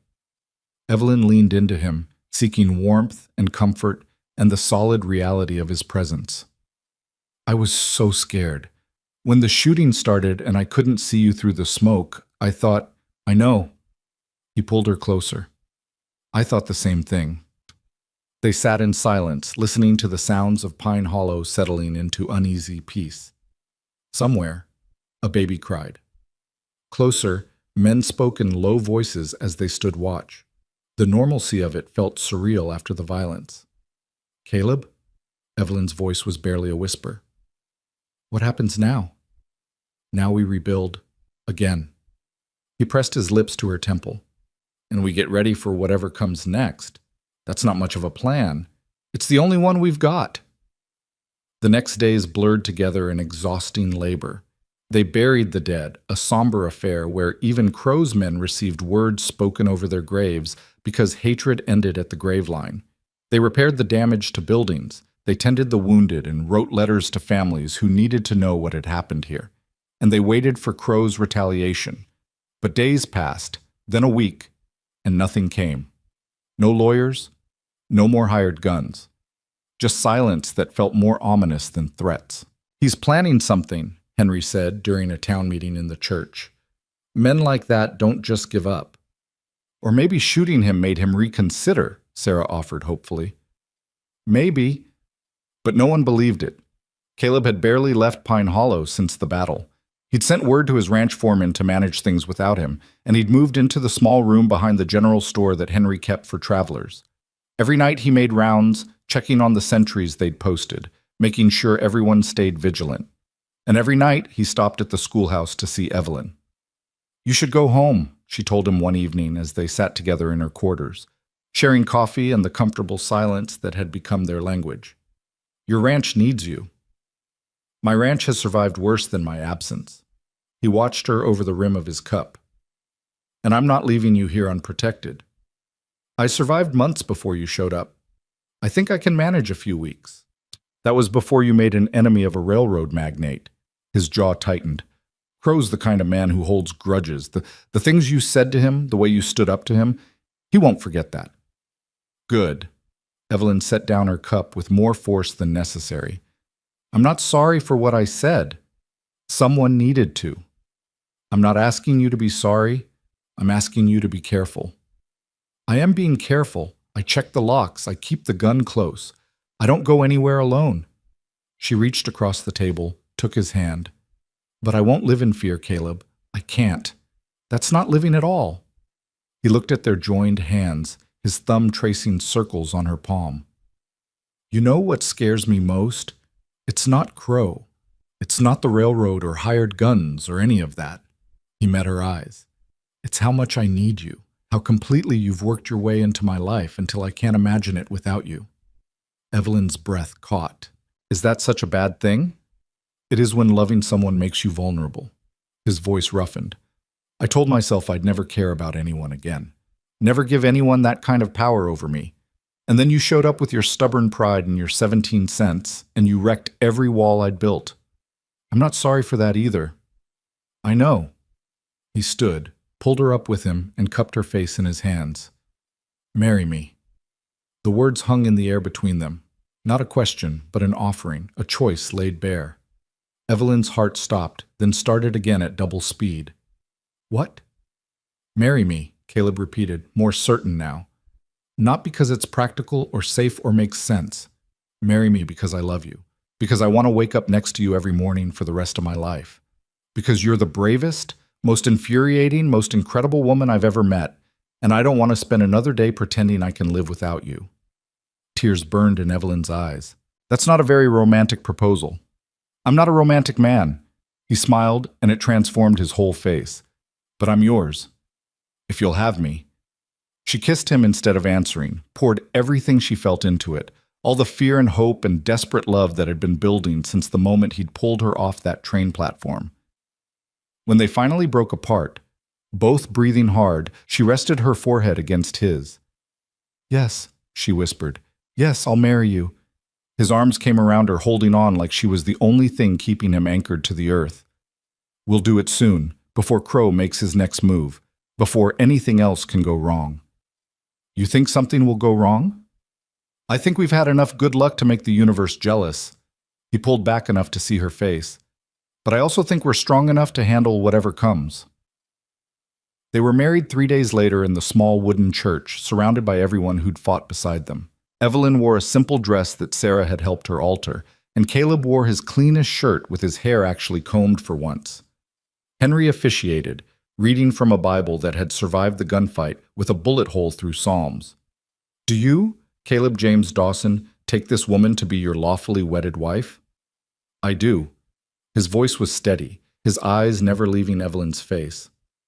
"And do you, Evelyn Grace Harper, take this man to be your lawfully wedded husband?" Evelyn thought about the woman who'd collapsed on that train platform 7 months ago. Broken, desperate, convinced her life was over. That woman would never have imagined this moment. This man. This fierce, imperfect, beautiful love that had grown from ashes. "I do," she said clearly. "Then by the power vested in me by this community and the territory of Montana, I pronounce you husband and wife." Henry smiled. "Caleb, you may kiss your bride." He did, gentle and reverent, like she was something precious he'd been given to protect. The small congregation erupted in cheers and applause. They celebrated with a feast cobbled together from everyone's supplies: roasted venison, fresh bread, preserves that Sarah had been saving for a special occasion. Someone produced a fiddle, and music filled the church. Children danced, adults laughed. For one night, Pine Hollow forgot about threats and violence and uncertain futures. Evelyn danced with her husband, while stars wheeled overhead and the fire crackled and everything felt right in a way she'd never experienced before. Happy? Caleb murmured against her ear. Terrified, she admitted. But yes, very happy. Good. He spun her, and she laughed. Because this is it for me. You're stuck with me now. I can think of worse fates. They stayed until the fire burned low and the children started falling asleep in their mother's arms. Then Caleb took Evelyn's hand and led her to the small house at the edge of town, abandoned since the Johnsons left, but cleaned and prepared by the women as a wedding gift. Inside, someone had left candles burning. Fresh linens covered the bed. Wildflowers sat in a jar on the table. Caleb closed the door behind them, and for the first time since the battle, they were truly alone. Are you sure about this? Evelyn asked, suddenly nervous. About me? He crossed to her, took her face in his hands. I've never been more sure of anything. They came together in the candlelight, awkward and tender and real, in a way that romance novels never captured. There was fumbling and laughter and whispered reassurances. There was vulnerability and trust, and the overwhelming knowledge that they were choosing each other completely. Afterward, they lay tangled together in the narrow bed, listening to each other breathe. I love you, Evelyn said into the darkness. The words felt new, powerful, like speaking them aloud made them more real. I love you too. Caleb's arms tightened around her. More than I thought I could love anything. She fell asleep feeling safe for the first time since arriving in Montana. Caleb's heartbeat steady beneath her ear, his warmth surrounding her, the future uncertain but faced together. She woke to screaming. Evelyn jerked upright, disoriented, her heart hammering. Beside her, Caleb was already moving, grabbing his gun, pulling on pants in one fluid motion. Stay here, he ordered. Like hell. She was dressing too, fingers fumbling with buttons. What's happening? Fire. He pointed to the window where orange light flickered. The barn! They ran outside into chaos. The settlement's main barn, where everyone stored grain and hay for winter, was engulfed in flames. People were already forming bucket lines, but the fire was too big, spreading too fast. It's not natural, Clayton shouted over the roar of flames. Someone set this. Even as he spoke, more fires erupted. The blacksmith shop, 2 houses on the eastern edge of town, deliberately set, coordinated. Crow's revenge. Get the children to safety, Henry bellowed. Women and children to the church, now! But the church was already burning. Evelyn's blood turned to ice. They were trapped, surrounded by fires on all sides, with no place to take shelter. The creek! Caleb grabbed her arm. Everyone to the creek! They ran through smoke and chaos, herding panicked families toward the water. Behind them, Pine Hollow burned, everything they'd fought for consumed by flames that lit the night like daybreak. They made it to the creek and huddled there, watching their homes turn to ash. Children cried, women sobbed. The men stood silent, faces grim with the knowledge that they'd been outmaneuvered. Is everyone here? Henry called, counting heads frantically. Sarah? Martha? Where's Thomas? Someone pointed upstream. Thomas is still in his house. The old man who'd been wounded in the battle, too injured to run fast enough. Caleb was already moving. No! Evelyn grabbed his arm. The fire's too big. You can't. He'll die if I don't. Caleb kissed her hard and fast. I'll be back. I promise. Then he was running toward the flames, and Evelyn's world narrowed to terror and prayer. She watched him disappear into the smoke, counted seconds that felt like hours. Around her, people were shouting, but she couldn't hear them over the roaring in her ears. Come back. Please come back. A lifetime later, or maybe just minutes, 2 figures emerged from the inferno. Caleb half carrying, half dragging Thomas, both of them coughing and stumbling. They collapsed at the creek's edge, and Evelyn was there, pulling Caleb into the water, checking him for burns, for wounds, for any sign that she'd lost him. I'm okay, he rasped. I'm okay. But he wasn't. None of them were. They spent the night at the creek, watching Pine Hollow burn. By dawn, there was nothing left. The church was gone. The schoolhouse was gone. Every building reduced to smoking ruins and ash.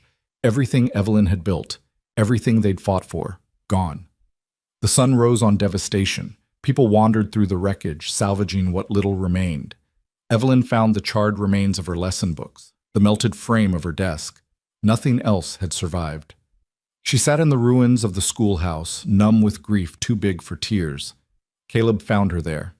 He didn't speak, just sat beside her and took her hand. "He won," Evelyn said finally. Her voice sounded hollow. "Crow won." "No. He destroyed buildings. That's not the same as winning." "Look around, Caleb. There's nothing left. There's us. There's them."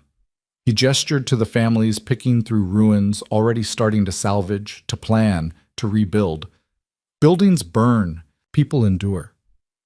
"I can't do this again." The words broke something open in her chest. "I can't keep fighting just to lose everything over and over." "Then don't." He turned to face her fully. "Come to my ranch. We'll start over there. You can teach the ranchers' children, and we'll—" "Run away?" Bitterness flooded her voice. "Let Crow chase us out like he wanted?" "It's not running. It's surviving. It's giving up." Evelyn stood looking at the ashes of her dreams. "I came here with nothing, built something, found a home, found you. And now I'm supposed to just walk away because some rich man decided he wanted our land? What other choice do we have?" She turned to face him, and something fierce and unbreakable crystallized in her chest. "We rebuild, right here, bigger and better than before. We make Pine Hollow a real town, with proper deeds and legal protection, and everything Crow can't just burn down next time." "Evelyn, no." She cut him off. "You told me once that falling doesn't mean staying down. You pulled me off that platform and made me believe I could survive anything. Well, I'm surviving this too, with or without you." Caleb stared at her, something like awe dawning on his face. "With, always with." He kissed her there in the ashes, fierce and claiming and full of the kind of love that refused to quit. When they broke apart, Henry was standing nearby with a few of the other men. He'd clearly heard everything. "The lady's right," Henry said quietly. "We rebuild." "Count me in," Clayton said, stepping forward. "My ranch survived. I've got timber and supplies, whatever you need." One by one, the others joined them. Sarah, Martha, even old Thomas, leaning heavily on a cane but standing. "We do it properly this time," Henry continued, his voice gaining strength. "File the deeds, establish legal ownership, build with stone and brick, not just wood, make Pine Hollow permanent. It'll take months," someone pointed out, "maybe years." "Then we take months." Caleb's arm came around Evelyn's shoulders. "We've got time." They worked through the day, sorting salvage from ruin. By evening, they'd established a plan. Clayton would bring supplies from his ranch. Henry would ride to Coulter Springs to file proper land claims. The women would organize temporary shelter while the men started clearing ground for new construction. It wasn't much, but it was a start. That night, Evelyn and Caleb camped with the others under the stars. No walls, no roof, just blankets and each other, and the knowledge that tomorrow they'd begin again. "I'm proud of you," Caleb said softly. "The way you stood up today, the way you refused to quit. I learned from the best. I'm serious. You could have broken. After everything that happened, Thomas, the fire, losing the school, but you didn't. You got stronger." Evelyn thought about that, about the woman she'd been and the woman she was becoming. "Montana changed me," she said. "Or maybe it just showed me who I could be when I stopped being afraid." "And who's that?" She smiled in the darkness. "Someone who doesn't stay down. Someone who fights for what matters. Someone worthy of the man who saved her." "You saved yourself," Caleb corrected gently. "I just gave you a ride." They fell asleep holding each other, and when dawn came, they rose with the others and began the work of building something that would last. The work began at sunrise the next morning and didn't stop. Men who'd been enemies just months ago worked side by side, hauling timber and stone from Clayton's ranch. Women organized supply lines and cooked for the workers. Even the children helped, carrying water and clearing debris with small hands that wanted desperately to rebuild home. Evelyn threw herself into the labor with a ferocity that surprised even her. She'd never swung a hammer before Montana, never hauled lumber or mixed mortar, but she learned. Her hands blistered, then calloused, her back ached, and every night she fell into bed beside Caleb so exhausted she could barely speak, but she'd never felt more alive. "You're going to work yourself to death," Caleb told her one evening as they sat by the campfire, sharing a meal of beans and hardtack. "I'm going to build a school," Evelyn corrected. "A real one, with stone walls and a proper roof and enough space for every child in this valley." "The valley's half empty. Most families left after the fire. Then we'll find new families. People like me who need a second chance." She met his eyes across the flames. "Pine Hollow's not just a settlement anymore, Caleb. It's proof that you can lose everything and still build something worth keeping." He studied her face in the firelight, and something shifted in his expression. "When did you get so wise?" "When I married a cowboy who refused to let me give up," she smiled. "Even when I wanted to." 3 weeks into the rebuilding, a rider arrived from Coulter Springs. Henry had returned with news, and from the look on his face, it wasn't good. The settlement gathered around him, tools still in hand, waiting. "I filed the land claims," Henry said without preamble. "Got them registered proper with the territorial office. Pine Hollow's legal now. Can't be disputed." Relief rippled through the crowd. "But," Evelyn prompted, because there was clearly a but. "But Crow filed a lawsuit, claims we obtained the land through fraud. Says the deeds are invalid because the original survey markers were tampered with." Henry's face was grim. "He's asking for an injunction to stop all construction until it's settled in court." "How long will that take?" someone asked. "Months. Maybe a year." Henry looked around at the half-built structures, the progress they'd made. "And if he wins, they'll tear it all down and we'll have nothing." Silence fell like a stone. "Then we make sure he doesn't win," Caleb said quietly. "What do we need?"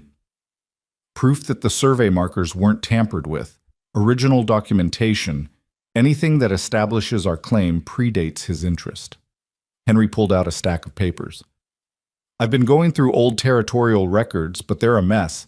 Half of them are missing or damaged." "What about witness testimony?" Evelyn asked. "Someone who was here when Pine Hollow was first settled?" "Most of the original settlers are dead or moved on." Henry shook his head. "Thomas is the oldest among us, and even he only arrived 10 years ago." Evelyn's mind raced. There had to be something, some piece of evidence that could prove their case. "The church," she said suddenly. "Before it burned. Didn't it have records, births, deaths, marriages? Those burned with everything else. But churches keep duplicates, or send copies to the diocese." Evelyn stood, excitement building. What if there are records in Helena or Virginia City? Official documentation that proves families were living here legally before Crow ever showed interest. Henry's eyes widened. That could work, if we can find them. "Then someone needs to go to Helena." Evelyn looked at Caleb. "It's a week's ride each way, maybe more."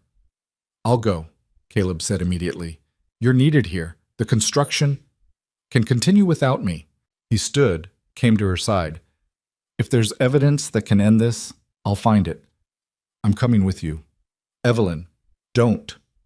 She cut him off with a look. "We're partners now. In everything. You don't get to protect me by leaving me behind." Something warm flickered in his eyes. "You sure? It's hard riding. Cold nights. No guarantees we'll find anything." "I'm sure." She turned to Henry. "Can the school manage without me for 2 weeks?" "Sarah can teach in your absence. The children will understand." Henry gripped her shoulder. "Find what we need, Miss Harper, Mrs. Dawson. Bring it back." They left at dawn the next morning, saddlebags packed with supplies, and the desperate hope of an entire settlement riding with them. The journey to Helena was brutal. Early winter storms swept down from the mountains, turning the trail to mud and ice. They rode through sleet and snow, camping in conditions that would have broken the woman Evelyn used to be. But she wasn't that woman anymore. She matched Caleb mile for mile. Didn't complain when her fingers went numb or when they had to shelter for a day waiting out a blizzard. She'd learned to be tough, Montana had made sure of that. On the fifth day, they crested a ridge and saw Helena spread below them, a real city with brick buildings and paved streets, and the kind of civilization Evelyn had almost forgotten existed. "Ready?" Caleb asked. "Ready." They started with the Catholic diocese, since the Pine Hollow Church had been Catholic. A stern-faced priest led them into a basement archive that smelled of old paper and mildew. "We keep records of all churches in the territory," he explained, gesturing to rows of filing cabinets. "But I warn you, the organization leaves much to be desired." That was an understatement. They spent 2 days searching through boxes of documents, baptism records, marriage certificates, burial records, all jumbled together without clear order. Evelyn's eyes burned from reading faded handwriting by lamplight. Her head ached, but she kept searching. On the third day, she found it. "Caleb?" Her voice shook. "Look at this." It was a marriage certificate dated 15 years earlier. A couple named Harrison, married in Pine Hollow by a traveling priest. The document listed the settlement by name, described its location, and bore the official seal of the church. "That's proof people were living there 15 years ago," Caleb said, scanning the document. "Years before Crows started buying land in the area." "Keep looking. We need more." They found 6 more documents over the next hours. Baptisms, deaths, a land deed transfer witnessed by a Pine Hollow resident. Each one proved that the settlement had existed as an established community long before anyone could claim it was fraudulent. "This is it," Evelyn breathed. "This is what we need." They paid for official copies, sealed and notarized, then spent 1 more day at the Territorial Land Office, confirming that no prior claims existed on the Pine Hollow territory before Henry's filing. Everything checked out. Armed with documentation that could save their home, Caleb and Evelyn began the journey back. They rode hard, pushing the horses as fast as they dared. Every day that passed was another day Crow's lawyers could be building their case.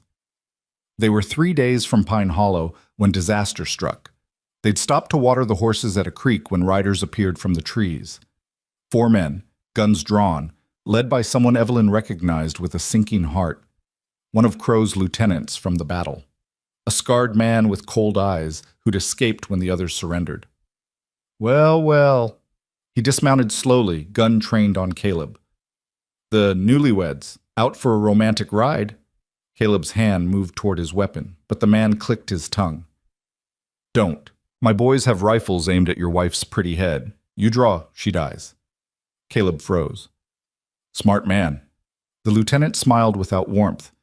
"Now, I hear you've been in Helena, gathering evidence for that little court case. Mr. Crow would very much like to see what you found." "Go to hell," Evelyn said. "Eventually. But first, you're going to hand over whatever documents you collected." He gestured with his gun. "Nice and slow." Evelyn's mind raced. The documents were in Caleb's saddlebag. If they lost them, Pine Hollow lost everything.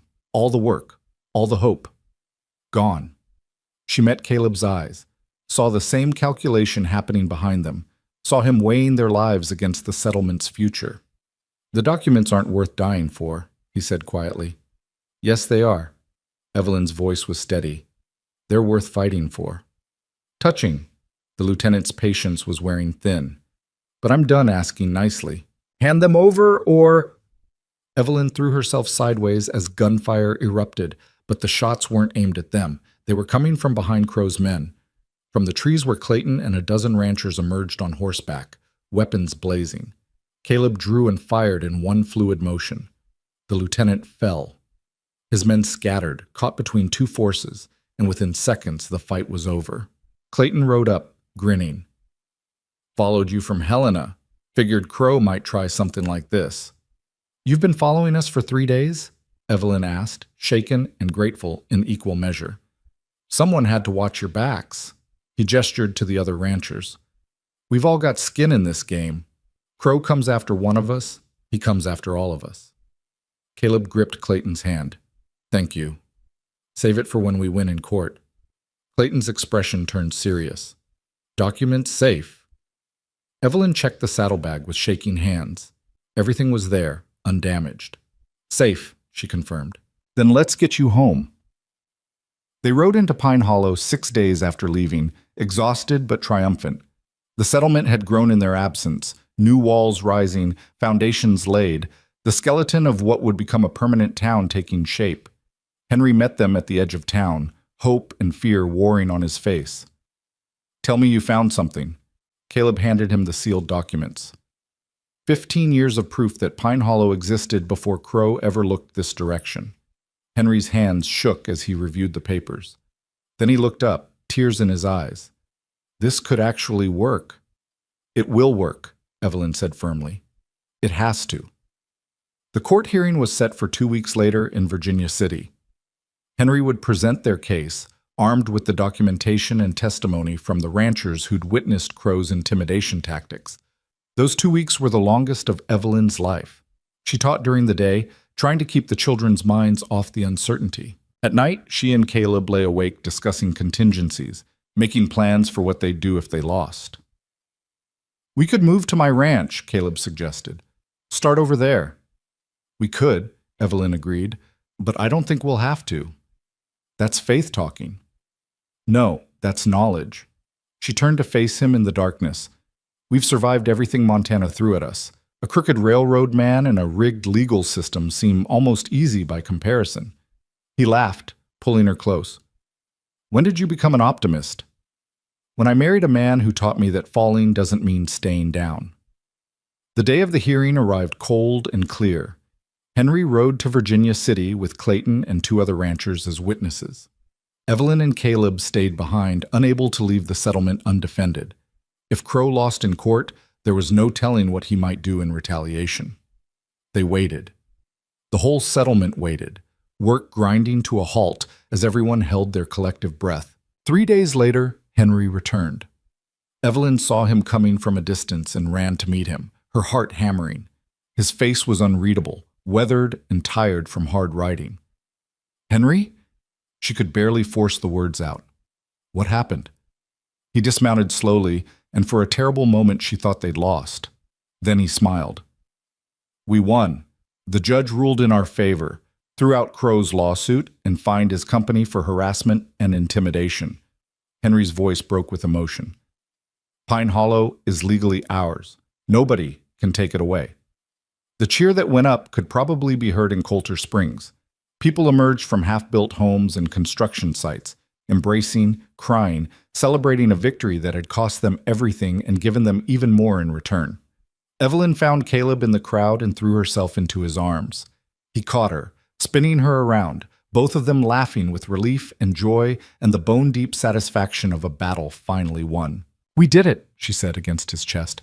"We actually did it." "You did it." He set her down, framed her face with his hands. "You refused to quit, refused to let fear win. You saved this place. We saved it, all of us together." That night, they celebrated properly. Someone produced whiskey that had survived the fire. The fiddle came out again. And Pine Hollow, battered, burned, but unbroken, danced under the stars. The months that followed brought transformation. With the legal battle won, families began returning. Word spread about the settlement that had stood against the railroad and won, and new settlers arrived looking for that same courage and community. The school was finished by spring, a beautiful stone building with tall windows and a real bell tower. Evelyn stood in front of her new classroom on opening day, looking at 40 faces instead of 18, and felt her heart swell with pride. Jacob Miller sat in the front row now, having appointed himself her assistant teacher. The boy who'd once tested her authority at every turn now helped the younger children with their letters and protected them on the walk to school. "Miss Harper, Mrs. Dawson," he corrected himself, grinning. "Are you ready to start?" "I'm ready." She picked up the primer, then set it down again. "But first, I want to tell you all a story about a woman who came to Montana with 17 cents and a broken dream, about how she fell and how good people helped her stand back up, and about how that woman learned that sometimes the worst day of your life is just the doorway to your greatest one." The children listened, rapt, as Evelyn told them an edited version of her journey. When she finished, a small girl in the second row raised her hand. "Is that story true?" "Every word," Evelyn confirmed. "What happened to the woman after she stood back up?" Evelyn smiled. She built a life worth living. She married a good man. She taught children who became like family. And she learned that courage isn't about never being afraid. It's about choosing to keep going even when you are. She opened the primer then, and they began the day's lessons. Outside, the sound of construction continued as Pine Hollow grew from settlement to town. The church was being rebuilt in stone. New homes rose along freshly surveyed streets, and at the far end of the valley, Caleb's ranch house was being expanded to accommodate the family they were planning. Because 3 months after the court victory, Evelyn discovered she was pregnant. She told Caleb one evening as they sat on the porch of their temporary cabin, watching the sunset paint the mountains gold. "I have news," she said, taking his hand and placing it on her still flat stomach. He went very still. "Are you—" "Yes." She smiled at the wonder dawning on his face. "We're going to have a baby." For a moment he couldn't speak. Then he pulled her into his arms, holding her like she was made of glass and dreams. "A baby," he whispered. "Our baby." "Are you happy?" "Happy?" He pulled back to look at her, and she saw tears in his eyes for the first time since she'd known him. "Evelyn, I spent 12 years convinced I'd die alone, that I'd never have family or a future worth protecting, and now I have you, and soon we'll have a child." His voice broke. "I'm not just happy. I'm terrified and grateful and more alive than I've ever been." "Good." She kissed him softly. "Because I'm going to need you for the terrifying parts." Their daughter was born the following winter, during a snowstorm that buried Pine Hollow under 3 feet of white. Sarah Chen and Martha served as midwives, and Caleb paced outside the bedroom until Henry physically restrained him. "Let the women work," Henry said firmly. "Your job is to not pass out before you meet your child." When Evelyn's cries finally gave way to a baby's wail, Caleb burst through the door despite Martha's protests. Evelyn lay exhausted in the bed, hair plastered to her forehead, but smiling. And in her arms, wrapped in the quilt Martha had made, was the smallest, most perfect human being Caleb had ever seen. "Meet your daughter," Evelyn said softly. He approached slowly, like sudden movement might shatter the moment. The baby had dark hair like his, and Evelyn's determined chin. Her eyes were scrunched shut, and she was making tiny angry noises about being born into a cold world. "She's—" He couldn't find words big enough. "Perfect," Evelyn finished. "She's perfect." He touched one tiny fist with a finger that shook. The baby's hand opened, then closed around his finger with surprising strength. And just like that, Caleb Dawson, who'd spent a lifetime building walls, fell completely in love for the second time. "What should we name her?" Evelyn asked. They discussed names for months without deciding. But looking at his daughter now, holding on to him like an anchor, Caleb knew. "Lily," he said, "after my mother, if that's all right with you." "Lily Grace Dawson," Evelyn smiled. "I think that's perfect." The years that followed were filled with the beautiful chaos of family and community. Lily grew into a bright, fearless child who climbed trees and pestered the ranch hands and learned her letters almost before she could walk. When she was 3, Evelyn gave birth to twin boys who arrived early and kept the entire household in an uproar. Pine Hollow flourished. The railroad, denied their easy route, had to blast through the mountains after all, costly and slow, exactly as Caleb had hoped. By the time the line was finished, Pine Hollow had established itself as a permanent town with legal protections that made it impossible to displace. Crow himself disappeared after the court case, his company bought out by competitors. Rumor said he'd lost everything in bad investments. Evelyn tried to feel sympathy and failed. Some men learned from defeat. Others just moved on to new victims. She was content knowing he couldn't hurt her people anymore. Evelyn continued teaching for 20 years, watching generations of children pass through her classroom. Jacob Miller became her formal assistant, then took over when she finally retired. By then, Pine Hollow had 3 schools and needed them all. Caleb served on the town council, protecting small ranchers from predators like Crow. He built his ranch into one of the most successful in the territory, but never forgot what it felt like to have nothing. His door was always open to settlers who needed help. His table always had room for one more. They built a life from courage instead of fear. There were hard times, of course. A drought that lasted 3 summers. A winter so brutal they lost half the cattle. The death of Henry, who'd become like a father to them both. But they faced everything together, and that made all the difference. On their 25th wedding anniversary, Caleb took Evelyn back to Coulter Springs. They stood on the train platform where they'd first met, the place where she'd collapsed with 17 cents and a shattered dream. The platform was bigger now, recently expanded. The town had grown, but the bones of it remained the same. "Do you ever regret it?" Caleb asked. "Coming here, everything that happened?" Evelyn thought about the woman who'd stepped off that train, broken, lost, certain her life was over. She thought about the woman she'd become, strong, loved, surrounded by family and community and purpose. "Not for a second," she said. "The worst day of my life led to all the best ones. Even the parts where you got shot at and nearly burned alive? Even those." She leaned into him, comfortable in the way of long marriages. "Because they led to you, to our children, to the life we built." He kissed her temple, a gesture so familiar it was like breathing. "I love you, Evelyn Dawson. Have since the moment you told Crow he bored you." She laughed. "That's when you knew?" "That's when I knew you were brave enough to match me." He took her hand. "Come on. Let's go home."